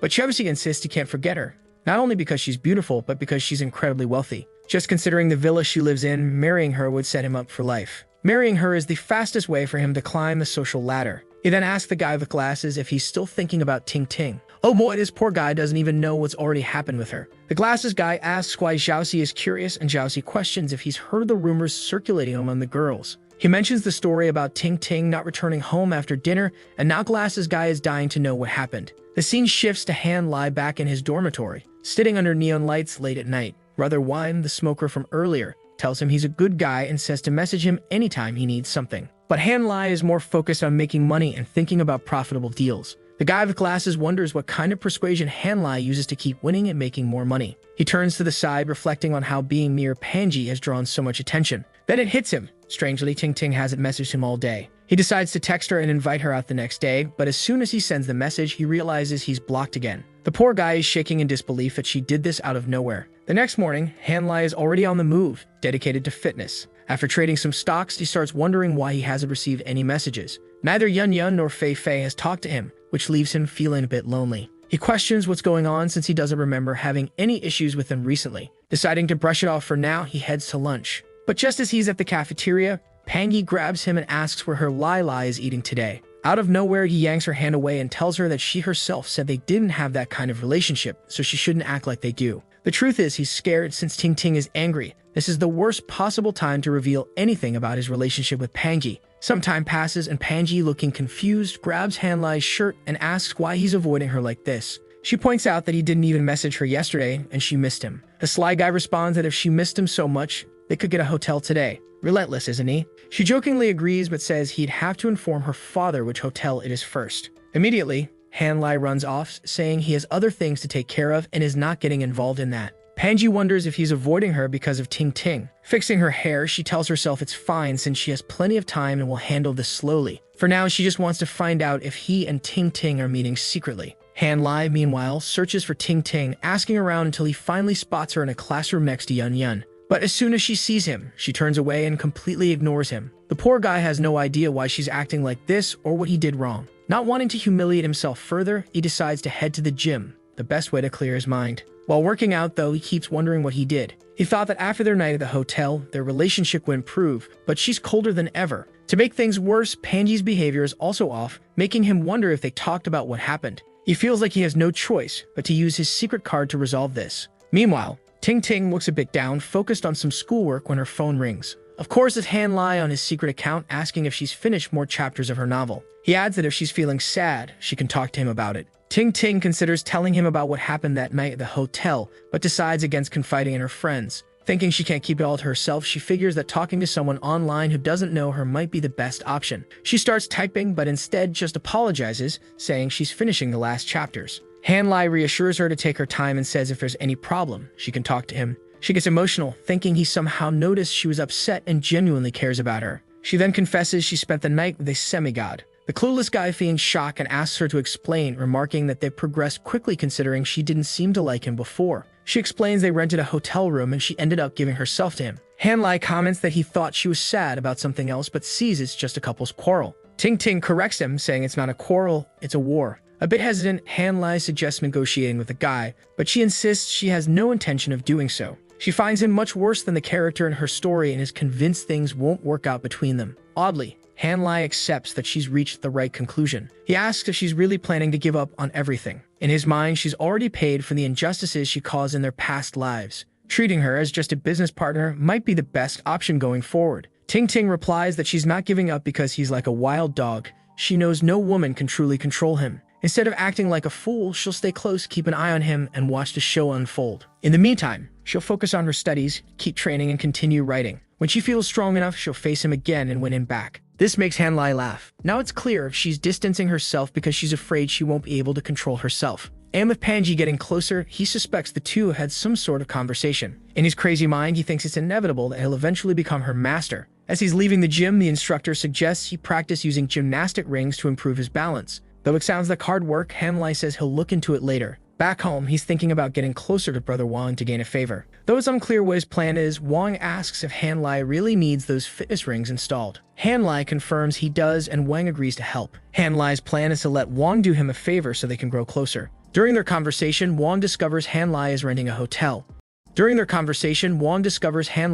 a hotel. He comments that it must be a suite, likely costing around 4,000 yuan. Hanlai plays dumb, claiming he has no idea what a suite costs. In reality, though, he's staying in a presidential suite. Wang looks confused. Why would a high schooler be staying in such a place? And if he really rented that suite for the year, he must have way more money than Wang expected. Taking advantage of the moment, Hanlai tells Wang that if he ever needs help, he can arrange a hotel for him too. He adds that it's a perfect place for various activities like hosting friends. Wang thanks him, and they laugh, but suddenly, Pangi shows up. She immediately calls for Hanlai, saying she's been looking for him all over the cafeteria. As she calls him over, Hanlai responds by asking why she doesn't call Ting Ting instead. While Wang has already figured out that the two probably have a relationship based on how Pangi is acting, Hanlai tries to escape, saying he has dinner plans with a friend. But Pangi turns to Brother Wang and asks if she can borrow Han Lai for a while. A bit awkwardly, Wang agrees, and he's almost done eating anyway. Walking through the city arm in arm, Han Lai asks what he did wrong this time. She pulls her arm away and says it's nothing serious, she just felt like annoying him a bit. A little dejected, he says it's fine if that makes her happy. Then he smiles and says it's the perfect time for her to have come to him. He mentions that her father's stocks are doing very well this week, and that's why he'll visit her house to show the results. She feels a bit uneasy and asks what he's planning by wanting to go to her house. She tries to brush it off, saying he can just give her the results, and she'll pass them on to her father. But he grabs her arm and asks if she didn't say she missed him. She pulls her hand away, telling him to let go because he shouldn't touch her without her consent. Han Lai finds it amusing that she can't handle this kind of attitude. He then asks if he can go home with her. She's torn, wanting to refuse but unsure of what he might do if she doesn't agree. Besides, after the incident with Ting Ting, things have only been getting worse, so she needs to stabilize their relationship quickly. Han Lai, on the other hand, is a bit confused while she worries he might think she's promiscuous or easy. But with no other option, she agrees, saying she'd have to go home late anyway and tells him to come along. However, she adds that afterward, she plans to go to the cinema, so he should buy tickets for them. Han Lai, smiling like a fool, says if that's the deal, he'll accept. The next scene shows him standing with tickets and popcorn in hand, looking like an eager puppy waiting for her. She shows up laughing, takes some popcorn, and pops it into his mouth, thanking him for buying everything for her. Meanwhile, Han Lai notices a guy in the background taking pictures of them, but the amateur had the flash on, making it obvious. Han Lai suspects Pangi herself hired this guy and wonders why she would want such a photo. The scene shifts to the cinema, and they're watching Titanic for what feels like the millionth time. Han Lai hears some noises beside him and tells Pangi to stop using her phone during the movie. She looks at him and says she's not bothering anyone, especially since it's just the two of them in the whole place. But Han Lai snatches the phone from her hand, saying it's bothering him. He adds that if she starts obeying him, he'll explain the Xuking situation to her father more clearly. She turns away, saying fine as long as he doesn't say anything stupid to her dad. In truth, she was using the photo to post on her social media, avoiding having to explain anything to her father. Plus, it was the perfect move to eliminate her competition with Xuking. Han Lai, however, has already figured out that she's always scheming and up to no good. Time passes, and they arrive at her house. As soon as she announces her arrival, her mother comes out, asking if Xuking has come with her daughter again. But upon seeing Han Lai, she's startled. There he is, greeting Aunt Zhao, a cheerful hello. Her mother scolds Pangi, calling her messy for bringing Han Lai over without warning. Han Lai apologizes on her behalf, saying he's actually there to meet Uncle Pan. Pangi stands to the side, quietly knowing this dog is just pretending to be polite. Suddenly, they hear her mother frantically calling her husband, telling him that Han Lai is at their house. She even mentions that the two came back from the cinema together, saying it's something to celebrate. To avoid the situation, Han Lai asks Pangi to show him around the house. She initially refuses, but quickly changes her mind when he mentions the incident with Ting Ting and the kiss. She yells, fine, and starts pushing him to move. As they walk around the house, they continue chatting. She notices that at least when Han Lai is quietly reading, he seems much more obedient. It would be much better if he didn't have such a dirty mouth and didn't talk so much nonsense. Han Lai catches her staring and asks why she's looking at him like that. Embarrassed, she turns away and tells him to stop being so narcissistic because she wasn't staring at him at all. And even if she was, what would he do about it? Charge her for it. He replies that he'd never do such a thing, but if she wants to give him money, she's welcome to because it's always nice to have extra. Suddenly, he asks if she remembers what they talked about the first time they met. She asks, what was it? He reminds her that he mentioned how beautiful her eyes were. Oh boy, there he goes again, making his move. She blushes slightly and glances at him. The two stand there awkwardly for a moment, looking like fools. She mutters that it's nothing special. Then they lock eyes again. Did something happen? Doesn't seem like it because she asks why he doesn't stop looking at her like that. Quickly changing the subject, she asks what's going on between him and Xuking. As far as she remembers, they'd agreed he wouldn't talk to her anymore. Suddenly, they hear her mother's voice at the door, announcing that her father is arriving. While her mother asks if the boy wants to stay for dinner, Han Lai already has his hand behind Pangi's head. She tries to say something, but it's too late. He kisses her. Han Lai has been on the offensive in recent chapters. She's left flustered, and he tells her to stay quiet, warning her that her mother is right outside and will find out if she makes a sound. Annoyed, she clenches her fists and storms off, saying she won't forget this. Opening the door, she asks her mother what she needs. Ban Zhao stares at her, glances at her lips, and seems to notice something. No way did this mother figure out a 2-second kiss. She's like Sherlock Holmes. She tells her daughter to invite Han Lai to dinner, insisting she stop giving the boy such a hard time. Inwardly, she wonders why her daughter likes Ting Ting and not him. Pangi, confused, says she's never done anything bad to the boy. At that moment, Han Lai steps in, saying she was just showing him her comic book collection. The mother invites him to dinner since it's getting late. Han Lai tries to excuse himself, saying he's heading to the gym. but the mother insists that being a little late for training won't be an issue. She gives her daughter a look, and Panji immediately understands the unspoken message. She clings to Han Lai, saying training on an empty stomach would be worse because he needs energy. The mother, emotional, feels her plans for her daughter and Han Lai are finally working out. She declares it's settled. She'll start cooking now, and the two of them can stay together in the meantime. Some time passes, and they're sitting on the bed. Panji moves away and tells him to stop trying to kiss her. She warns him that she knows he only kissed her earlier to dodge questions about Ting Ting. He claims he has no idea what she's talking about since Ting Ting has her own life. If she wants to know, she should ask Ting Ting herself, not him. Playing dumb, she says she already talked to Ting Ting, who admitted she was with him. Han Lai stands firm, saying it seems he's being used as a scapegoat by both of them. Panji looks puzzled. She's not entirely sure why Ting Ting didn't say much, and she only knows the two didn't return together last night. She turns to him and asks where he was then, since he usually sleeps in the dormitory. He explains he was on the second floor with some seniors, one of whom was named Wang Xiao Chang. She recognizes the name and knows this guy loves partying and women. Why was Han Lai with him? The protagonist explains all thanks to her and the problems she keeps creating. After the day Han Lai had to defend Panji from those guys, everyone started thinking they had some sort of relationship. And now the seniors came to talk to him. Panji feels a bit nervous, wondering if those guys were planning to beat him up. The truth is, she wanted to create some trouble for Han Lai, but not to the point where he'd get hurt. All she wanted was to give him a little headache. Meanwhile, in the seniors' room, the guys are kicking the walls. They've just seen the picture of Panji and Han Lai at the cinema on social media. Jiaoxi is fuming, practically foaming at the mouth, ready to kill the bastard who stole his girl so blatantly. He declares they need to teach this kid a lesson and asks Wester if he'll help him. Poor Wester is slumped in a corner, dejectedly saying he'll try to do something. The truth is, he doesn't want trouble with Jiaoxi or Han Lai, but has somehow gotten dragged into all this. Sometime later, Panji's father finally arrives home and asks where his daughter is. When he looks to the side, he sees her with Han Lai and she's wearing her high school uniform. He asks why, and she explains that Han Lai wanted to see her in it, so she decided to wear it for him. She's a bit embarrassed because while she was changing, he kept sneaking kisses and similar gestures. She ended up tolerating it since it would help her with the trust issues her father had been having. Her father is impressed that she went so far as to change her clothes just for this boy. Apparently, the money and time he invested in Han Lai are paying off rather quickly. He then comments that as long as the two are behaving, that's all that matters. He even tells Han Lai that his wrist looks like it needs a nice watch and says they'll look at his collection after dinner. Han Lai immediately realizes why he's being so friendly and responds that he only came to bring Panji home and didn't intend to impose. He also mentions that the investment accounts performed well this week. However, Han Lai is worried about how his relationship with Panji will develop.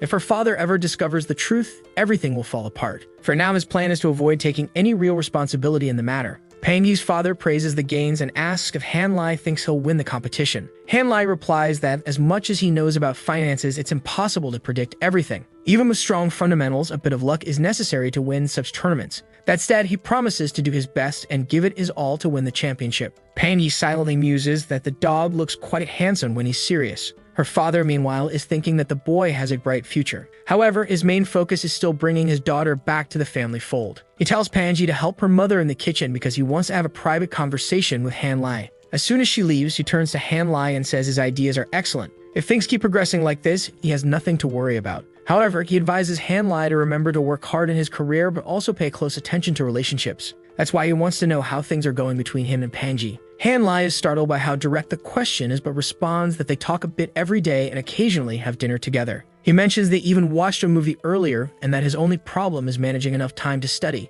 Han Lai's plan is to continue developing this relationship gradually and make as much money as possible. He tells her father that since he entrusted him with the account, he feels a strong obligation to study hard and work diligently. Panji's father responds that if Han Lai is feeling so pressured by his studies, he could hire a tutor to help him. Privately, the father wonders why this foolish boy doesn't understand that if he marries his daughter, the $3 million in the investment account will be nothing compared to the inheritance he could gain. The father then asks how things are going between Han Lai and Ting Ting. Han Lai replies that since they're in the same class, they spend quite a bit of time together, during lunch and sometimes even in the evenings. The father nearly loses it, trying to stay calm, while Han Lai feigns innocence, asking what the problem is. A while later, the scene shifts to dinner. Apparently, Han Lai talked with Panji's father about some hotels and local developments. It seems there are some high-end hotels in the area that are always fully booked, while other parts of the city have hotels that aren't as busy. He explains it all with charts and graphs, but that's essentially the gist of it. The parents are thrilled that the two are having such a productive conversation,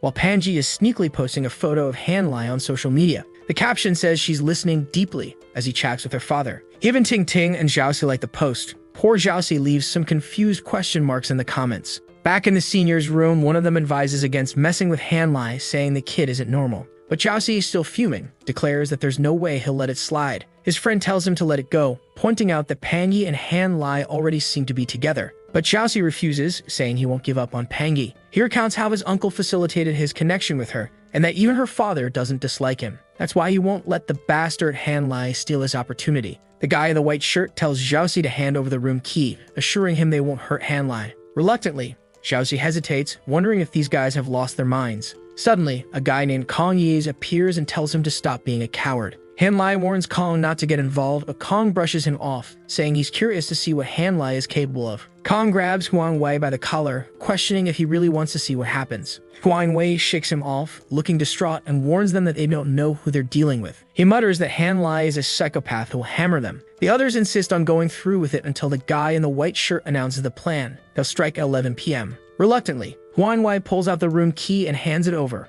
cautioning them that Hanlai is terrifying. The group leaves the room, wondering if they should bring more people along. Meanwhile, Hanlai stays behind, sensing something isn't right. The guy with glasses asks where he's going, but Hanlai just replies it's none of his business and slams the door on his way out. Hanlai then grabs his phone and informs the teachers that members of the student council will be inspecting rooms that night, so they shouldn't worry. Later, in room 404, Hanlai enters. He turns on the light, unaware that someone outside is watching. A message is sent to Jiaoxi, and the group gets the update. Jiaoxi declares that in 10 minutes, they'll launch their attack. Hanlai better be ready. Inside the room, Hanlai is cheerfully examining the setup, noticing the fitness rings his friend had installed on the ceiling. He's impressed with how quickly they were set up. However, there's a white cloth hanging nearby, and he has no idea what it's for. Curious, he imagines pulling himself up and using it for some kind of stretching exercise. A bit eccentric, he decides it'll be fun to try out. He grabs the rings, pulls himself up, and starts doing a chin-up. Just as he places his chin on the bar, the lights suddenly go out and the door swings open. Jiaoxi and his friends execute their plan to catch Hanlai completely off guard. The plan was to beat Hanlai to a pulp and make him beg for mercy. Jiaoxi was ready to punch him in the face and warn him to stay away from Pangi. However, the scene he witnessed when the door opened was far more horrifying than he had anticipated. He froze in the doorway and calmly asked why he wasn't going in. When Jiaoxi opened the door, calling everyone cowards, he was stunned. It looked like Hanlai was hanging by his neck. He was just hanging there, motionless and in the dark. No one could see his face. Jiaoxi immediately dropped his bat and ran off, shouting that the crazy guy wasn't alive anymore. One of the others scolded him for being a coward, reminding him that they hadn't even done anything to Hanlai yet. Kong, however, admitted that something wasn't right with this guy. Determined, he said he'd take Hanlai down and told everyone to call an ambulance. But as Kong approached, Hanlai's foot moved, sending chills through him. Terrified, he froze, wondering why it seemed like the body was alive. Suddenly, more people arrived at the door, asking what was going on. Everyone stared in shock at the scene before them. The startled group panicked, yelling that the room was haunted and fleeing in terror. Kong, poor guy, ended up stuck on the stairs, claiming something strange was going on and that this wasn't normal. He banged on the door, begging to be let out, insisting they shouldn't lock him in there. Meanwhile, Hanlai, smirking, bid them all a good night and flipped them off as they scrambled to escape. Obviously, Hanlai had realized right away that the group was planning to ambush him in the middle of the night. He pulled himself down from the rings, muttering about how bold these fools were to try something like this. He decided that if he didn't teach them a lesson, he wouldn't be Hanlai. Grabbing the hammer he kept under his pillow, he declared it was time to settle the score. Meanwhile, his doormates were running toward the room. Hanlai explained that this attack was happening because one of the guys apparently wanted to date Pangi. The red-haired one asked how many there were, and Hanlai said it was a whole group. But then they stopped in their tracks as they saw several guys standing in front of the room, panting and scared. Confused, they asked what these guys were doing in the hallway. From the back, someone came running, screaming about a dead person and yelling for someone to call the police or an exorcist, because there was a zombie in the building. One of Hanlai's doormates misunderstood, thinking something terrible might have happened to him. At the door of room 404, they knocked, urging whoever was inside to come out. Hanlai remarked that if no one was answering, something must have happened. Brother Wang suggested turning on the lights. Finally, the red-haired guy stepped forward, placed his hand on the doorknob, and began to open the door. He was confused when he saw Hanlai calmly reading while the intruders were crouched on the floor, looking terrified.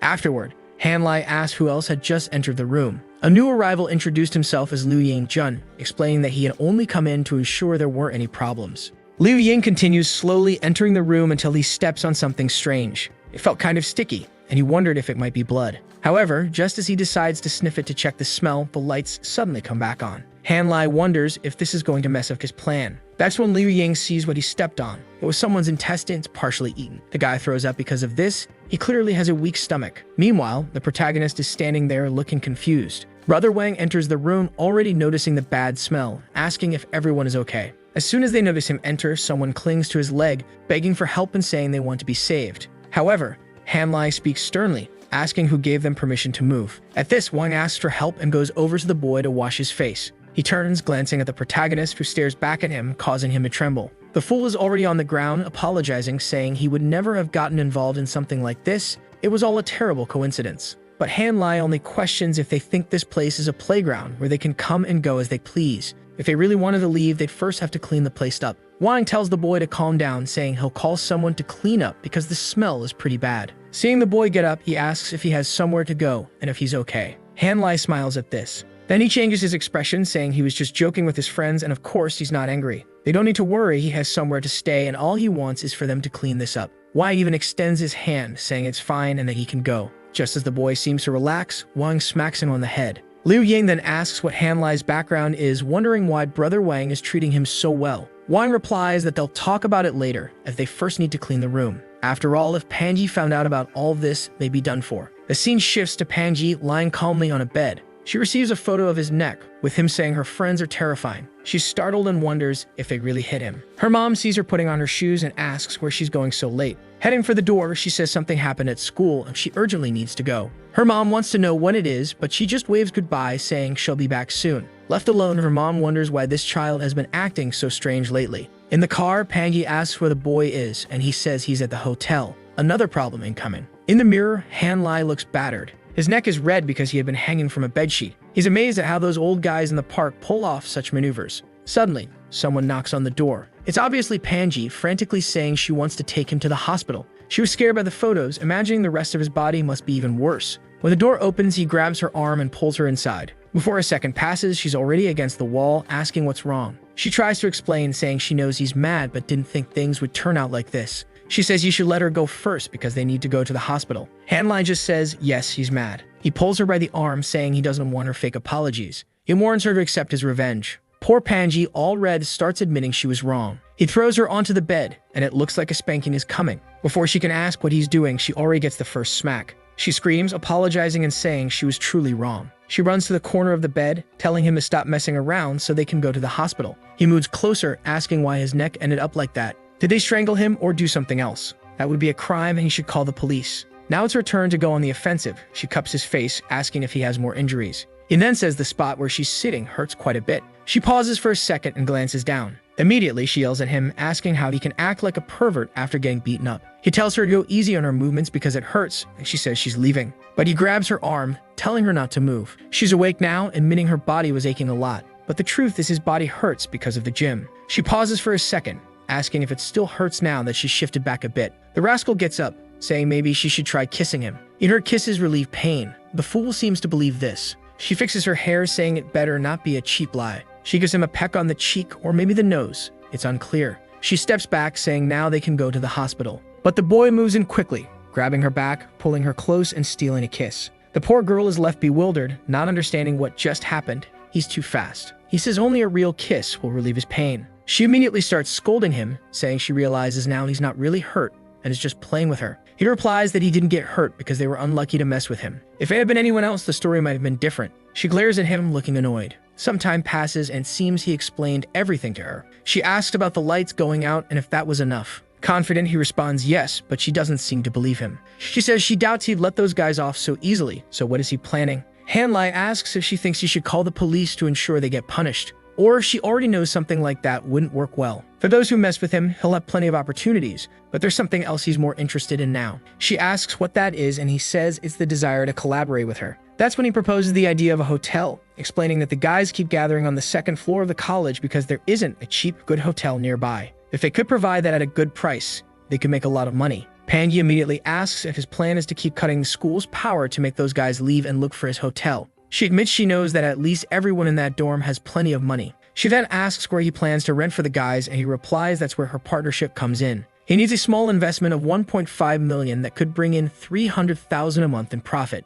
He knows 300,000 a month is little for her, but if she earned it on her own, she wouldn't have to rely on her father anymore. That way, she wouldn't have to submit to a forced marriage, which is undoubtedly worse. She seems thoughtful while he tells her she should seize the chance to take control. She hesitates, knowing he's right, but in some ways she's already resigned to her fate. Suddenly, she says 2 million, surprising the boy. She says he's right, she's tired of this predetermined life. Since he's interesting, she'll give him the chance to show what he can achieve. If it works, she'll invest more, but she doubts he can pull it off with just 2 million. If he fails, she'll just consider it entertainment. She looks at her hand and asks if she's really giving 2 million so easily. She says yes, because she just doesn't want to be bored. He takes her hand, saying it's a pleasure to do business with someone so direct. But suddenly she stands up, saying he must have misunderstood something. Confused, he wonders if she changed her mind. She walks toward him, saying they're not partners. At this moment, they're accomplices. Though honestly, I don't know what she means since she's not doing anything criminal. It's her money. But she says the money will be in his account by morning. He doesn't need to worry about the transfers. She'll handle it. Then she leaves, waving goodbye to her accomplice. She really left and didn't do anything. The boy missed the chance to score and got humiliated by the girl. The fool even turns a bit red, saying she left him, let's say, excited. Back in the field, the guys are all terrified. Someone is yelling at them, asking if they really thought they could hit him like that. Kong, fed up with the scolding, stands up, saying next time he'll kill that kid. With his hands blazing, he says he'll rip off his head, even if it means spending 10 or 20 years in prison. Wang tells him to stop thinking like that, saying it's easy for him but would complicate things for the rest of them. Besides, they need to understand that Han Lai might seem lazy, but he has a lot of connections. He pretends to be a nobody because he enjoys it. Then Zhao Si seems to notice something. He comments that the watch Han Lai was wearing is from Pangji's father's collection. He remembers visiting their house last time. Her dad had taken him on a tour and showed him the famous Rolex. At the time, he mentioned it was a gift for his future son-in-law. The friends joke that he's so obsessed with Pangji he remembers such details. Wang then advises them to stop messing with Han Lai, but they insist, saying it's just a stupid watch. One of them says he's not afraid of that bastard. Wang then tells them Han Lai rents the presidential suite at the Marriott Hotel every day.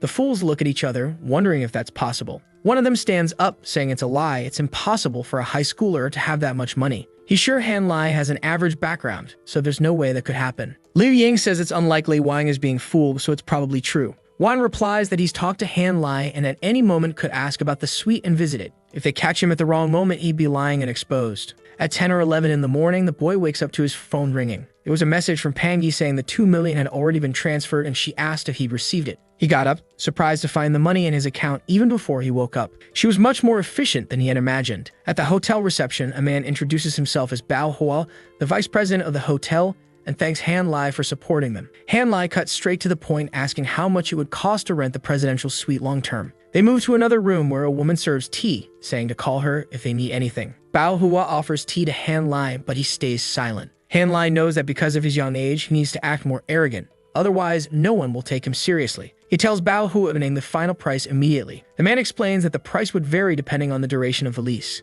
Han Lai reveals that he wants to rent the suite for 2 or 3 years, the time they'll be in college. Bao Hu becomes excited, thinking this young man is much more generous than expected. He says that if Han Lai pays up front, he could get up to a 40% discount. But Han Lai pushes back, asking if the man thinks he's a fool. He states he'll pay it most annually, and besides, he knows the suite is only occupied 30% of the time. Considering the monthly discount is 20%, the 40% annual discount seems too low. Embarrassed, Bao Hua claims Han Lai's information is incorrect, stating the suite was occupied for 175 nights last year. Han Lai counters, saying most of those nights were VIP card holders getting upgrades when the suite was empty. Bao Hua wonders how this damned kid knows so much about how the hotel operates. After some negotiating, Han Lai offers to pay 30% of the total cost to rent the suite for the entire year. Bao Hua, looking defeated, says it's impossible. Even with his authority, he can't do that. Han Lai replies that in that case, he'll go to the hotel across the street. Bao Hua starts sweating and suggests they discuss further. Eventually,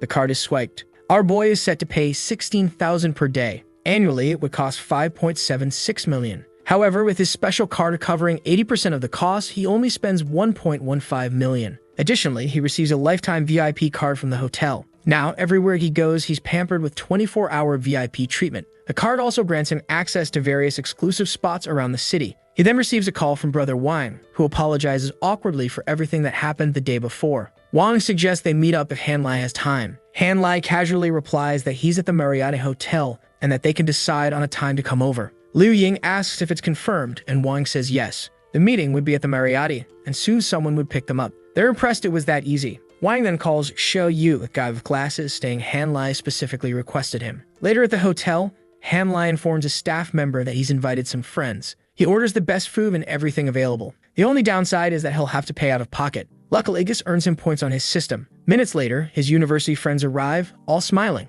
As he greets them, he notices everyone is excited to see his home. Even someone named Chen Lu, Fang's girlfriend, though Han Lai doesn't know who Fang is, has come along. Two more lively and attractive girls join, making it a full-on party. The one with purple hair is Zhao Shengman, who's someone's girlfriend. The one with green hair is Wang Qiang, who once hit on Han Lai. Han Lai extends his hand and welcomes everyone, telling them to feel at home. The butlers serve drinks, and Wang Qiang is in awe of the legendary presidential suite. A staff member brings out desserts, saying Han Lai ordered them especially for the girls. Wang Qiang enthusiastically stands up, calling Han Lai very considerate. With a mischievous smile, he says they're all classmates, so of course he'll treat everyone well. Wang hugs him, saying that's why he likes Han Lai. He always pays attention to the details. Someone in the room comments that the most admirable people are those who can solve problems easily. Zhao Shengman agrees, saying no girl would reject someone as kind and thoughtful as Han Lai. If she didn't already have a boyfriend, she'd be in love with Master Han. Han Lai feels embarrassed as she says this in front of everyone. Meanwhile,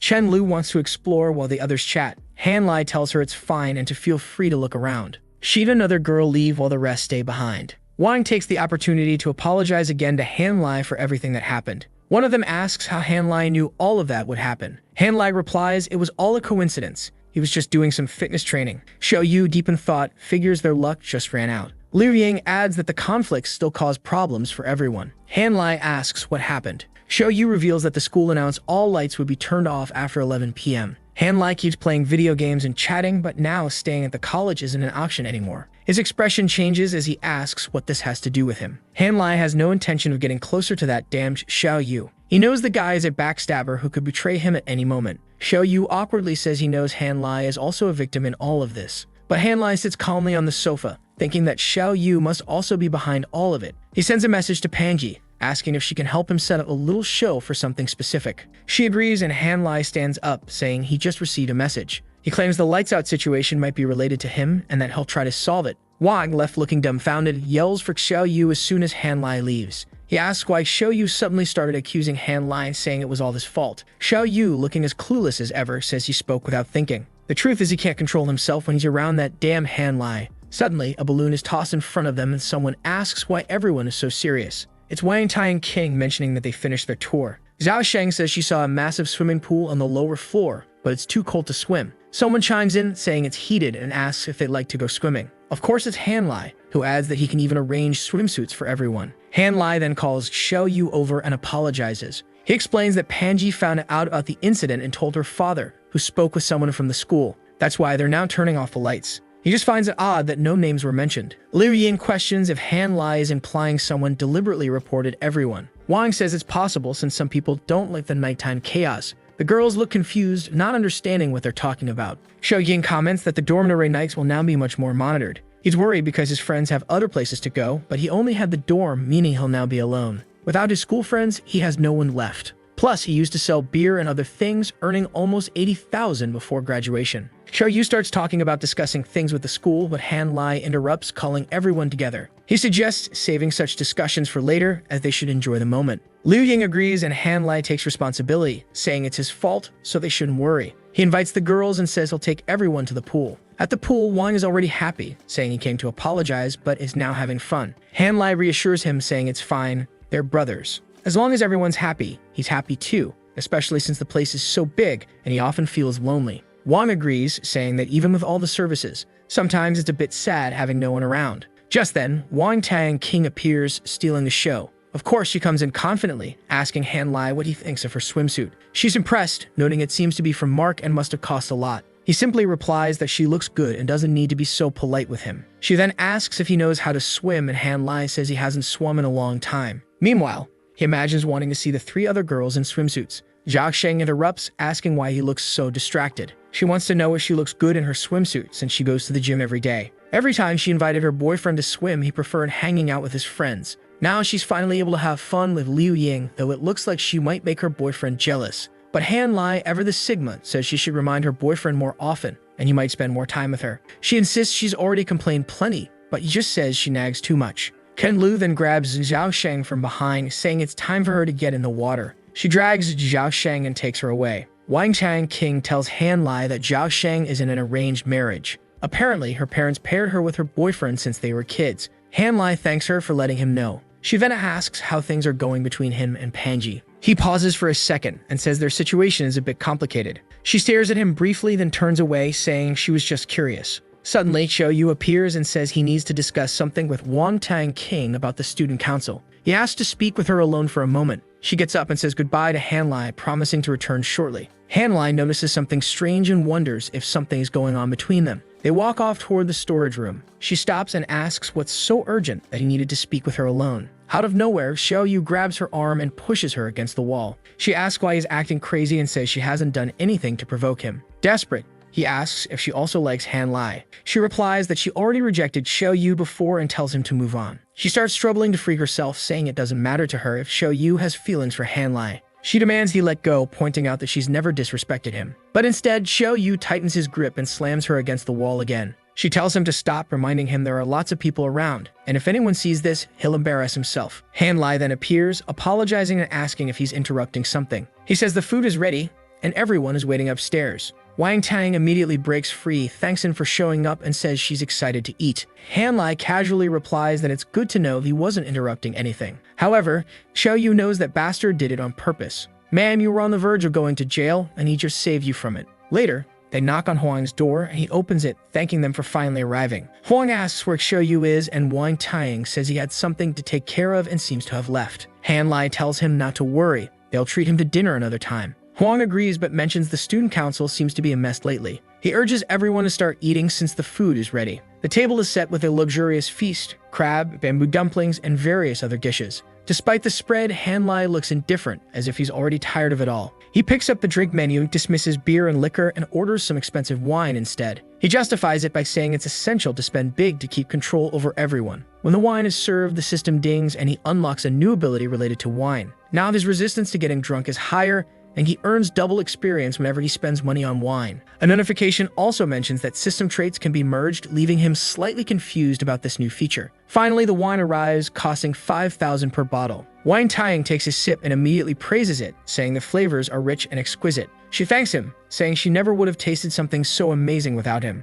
Everyone at the table starts complimenting him, calling him generous. Liu Yang, who seems knowledgeable about wine, explains there are 3 harvests a year. Clearly an expert. Hanlai just says he picked the most expensive one without knowing how it was made. Wang jokes that Hanlai is being too extravagant. They were fine with something simple. But Hanlai insists they're honored guests and he feels guilty if he didn't provide the best. Everyone raises their glasses and Wang proposes a toast to their dear Hanlai. Time passes and people begin leaving, waving goodbye. For a moment, it seemed like Hanlai and Wang Tang might connect, but here comes Wang wanting to talk again. Hanlai asks what it's about and Wang mentions an issue with Kong. He says he doesn't want the tension between them to last since they're all classmates. Hanlai bluntly replies that he doesn't care. Feeling awkward, Wang brings up that Kong is skilled in martial arts and suggests settling things with a fight. Hanlai shrugs, saying they can set a date for the match. Wang tries to warn him it's a bad idea, but Hanlai reassures him that fighting is the only way to handle someone like Kong. Confident, Hanlai declares it's settled and leaves. But Wang remains uneasy, certain Hanlai will get beaten. Meanwhile, Panji is sitting quietly at a cafe. Someone arrives asking why she called them out of nowhere. It's Hanlai smiling brightly and she asks why he looks so happy. He replies that it's because he has a fantastic sponsor and she says he's good at sweet talking. As he sits, she asks if his mom is available since some friends of hers from the capital are visiting. Apparently, one of them is interested in the stock market but isn't very skilled. Her father has been talking about Hanlai to this group and they want to meet him. While it might not be as profitable as working with her father, it could help him expand his network. Hanlai agrees, thinking that since he doesn't have much accumulated wealth, earning money using others' funds is the best option. She tells him the meeting will be at 12:30 p.m., and he thanks her, saying he'll do his best. Standing up, he says he needs to leave to get some rest. But she mentions she has information about Uncle Du, the big shot negotiator, for tomorrow. He asks why she doesn't just tell him, and she replies that there's a price for unlocking it. He looks confused until she says he'll need to give her a kiss. A kiss and a photo she can post, and she'll share the info. The next scene cuts to them in a changing room, standing close. She pushes him away, saying one kiss was enough. He wipes his mouth, saying she was the one who asked for it in the first place. She looks flustered, saying she asked, but not like that. Meanwhile, Hanlai, now blushing, insists on getting the information. She shouts, calling him a scoundrel she hates, storming off and saying she shouldn't have invited him there. He pleads for her to share the information and asks what she meant earlier. Instead of answering directly, she says he urgently needs a proper suit, matching shoes, and some accessories. She clarifies that she's not trying to humiliate him but explains there are situations where he needs to dress appropriately. Then she reveals what she's been hiding. She explains that in this city, the government and politicians have far more control than most companies. That's why it's more important to associate with political families than wealthy ones. She hands him a blue gem, saying it suits him perfectly. The scene shifts to a private club. Her father calls out to Han Lai, smiling widely, and introduces him to Mr. Du. And here we go again. Han Lai, the charmer of old men. Mr. Du embraces him, saying they need to chat and drink together. Pan Yi's father calls her over, asking her to arrange drinks and some fine wine. She reluctantly agrees, realizing she's being sidelined. They bring out a rare wine from 1984 with only a few bottles in existence, clearly worth a fortune. Han Lai stands up, announcing that as a sign of respect, he'll drink it all in one go. Pan Yi looks worried that he might get drunk. Her father, however, is pleased, knowing that the best way to get to know someone is when they're drunk, as it reveals their true nature. He raises his own glass, declaring he'll drink his in one go as well, slamming it on the table afterward. Mr. Du compliments Han Lai, asking if he drinks often since he seems to have great tolerance. Han Lai modestly replies that he rarely drinks. Du laughs, saying it's impossible for someone with such tolerance to be inexperienced. He fills Han Lai's glass again, toasting for good luck. Thanks to the system, Han Lai doesn't get drunk, so he plays along. They continue drinking, chatting, and having a great time while Pan Yi watches them lose their minds. A few minutes later, Du slams his glass on the table, asking why he can't make more money. He explains that he's cautious, neither greedy nor reckless, yet the opportunity never seems to come. Han Lai reassures him, saying people who follow steady strategies tend to profit gradually and might suddenly hit the jackpot. Maybe your time is coming, he says. Du thanks him for the encouragement but insists it's unlikely. Even during the last market boom, he didn't make anything. He adds that amateurs like him can't compete with seasoned traders. Han Lai counters, saying that even top traders eventually lose. Pan Yi's father laughs while Du accuses Han Lai of being full of tricks. He says Han Lai claimed not to drink much but was clearly faking it. Dao then admits he likes Han Lai and offers him a chance to manage an account. The terms would be the same as his arrangement with Mr. Pan, with no need to worry about short-term losses. However, the amount is modest, just 10 million, leaving Han Lai momentarily stunned. Before he can respond, Du excuses himself, saying he needs the restroom. Pan Yi's father volunteers to guide him, saying he doesn't want him tripping over and breaking anything, and promises to return shortly. Once they leave, Pan Yi remarks that they always use the same tricks. Han Lai asks if she means the drinking, and she nods. She explains her father always does this, getting people drunk to reveal their true nature. Han Lai comments that he seems to have passed the test since Du is willing to hand over the account. She laughs, saying it's more likely they got embarrassed about not being able to outdrink him. Their plan was probably to go vomit in the restroom and come back to drink more, so he should be careful. Han Lai considers pretending to be drunk to avoid an endless drinking session. A little later, they return. Du declares it's time to drink again, but both are startled. Han Lai is asleep on Pan Yi's lap. She claims he drank too much and dozed off as soon as they left. Her father chuckles, saying the boy got too confident and should have taken it easy. He asks Pan Yi to take care of him, but she knows he's faking it and wonders why she's stuck dealing with him. Her father orders her to get him out of there since he has things to discuss with Du. She drags the passed out Han Lai out, muttering for him to hurry up and walk. They step out of the taxi near the school and she tells him to stop pretending they walked far enough. She threatens to expose his act if he keeps it up. When she asks how he learned not to get drunk, he responds in Hawaii. She laughs, accusing him of watching too many cartoons. Someone calls out from behind, "Brother Lai." It's been a while, but here comes the familiar trio. Yun Yun immediately asks what happened to him, seeing Pan Yi carrying him. Pan Yi explains he attended a social event with her and ended up drinking too much. She mentions she's planning to buy a few things and asks if Ting Ting wants to join. But Ting Ting just smirks, saying she has no interest in seeing how people parade their dogs around. Both Han Lai and Pan Yi are shocked. Han Lai says, "Did she just call Pan Yi a dog?" Pan Yi calmly responds, "Obviously that insult was directed at you." Han Lai looks devastated, realizing Ting Ting hasn't spoken to him in 3 days and still hasn't given up her grudge. Maybe it wasn't a good idea for him to keep being cold toward Ting Ting. Han Lai needed to find an opportunity to communicate with her. Suddenly, he stood up and Pan Yi noticed he'd stopped pretending to be drunk. He told her she was being petty, making him rely on her so much. She started arguing, but he just said they should hurry up and go shopping. The scene shifts to Calm, who's asking if someone is serious. When he realizes they are, he accepts. Zhao Tzu and Xiao Yu ask what's going on. Trembling with excitement, Kong declares it's time for revenge. That pretty boy had dared to challenge him to a fight. Finally, he was going to teach him a lesson. But wait, why is he looking at a knife? This was supposed to be boxing. Wang sends a message to Han Lai, letting him know Kong accepted the challenge. Han Lai, meanwhile, is loaded with Gucci bags as Pan Yi drags him to the next store. Before entering, he spots a gold chain with green accents and seems intrigued. Inside, a saleswoman compliments Panji and says she has the perfect necklace for her. However, Panji's attention is drawn elsewhere to a bracelet on display. It's gold adorned with custom jade pieces, the very one Han Lai had been eyeing. The saleswoman explains that it's already reserved and the last of its kind in the store. There will be a similar piece at an upcoming auction if she wants to try buying it there. Panji looks disappointed and asks for a sapphire necklace instead. Han Lai jokes that he always thought rich people had their jewelry delivered to their homes. Panji explains that shopping in person is about the fun of finding surprises. Only a rich person's idea of fun, Han Lai thinks to himself. He remarks that she seems distracted and asks if she's talking to a girl. Han Lai replies that he's talking to brother Wang. Kong wants a fight, and Han Lai has decided to beat him up. Panji looks alarmed, asking if he's serious about fighting. Han Lai casually responds that it's not a fight, just training between friends. He grabs the bags and walks off, telling her not to worry since he's not ordinary. At the gym, Kong is pounding on a punching bag, eager for Han Lai to arrive. Jiaoxi and Xiao Yu linger nervously in the corner, having been roped into this fight but clearly afraid. Xiao Yu tries to reassure them, saying it'll be 3 against 1. They can't lose. But Jiaoxi doubts Han Lai would agree to fight alone unless he had a plan. Wang stays neutral, reminding them it was Han Lai's idea, but warns them not to cause too much trouble. Suddenly, someone asks if everyone has arrived. It's Han Lai carrying Panji's shopping bags and cheerfully suggesting they all grab dinner afterward. The group is stunned that he dared to bring his girlfriend to the fight. Kong becomes furious, shouting that Han Lai was insane to show up with a woman. He shoves the others aside, warning Han Lai he'll leave the gym with missing teeth. Han Lai calmly sets the bags on the ground and apologizes. Unfortunately, his sugar mommy was present, so he couldn't let her see him lose. He walks toward the group as Panji shouts for him to come back, but he just turns, reminding her to keep recording and get the best moments. Han Lai reflects that Kong Yai's is one of the few people he barely remembers from his past life. Judging by the current situation, he's sure Kong is an inexperienced kid who's never been properly beaten.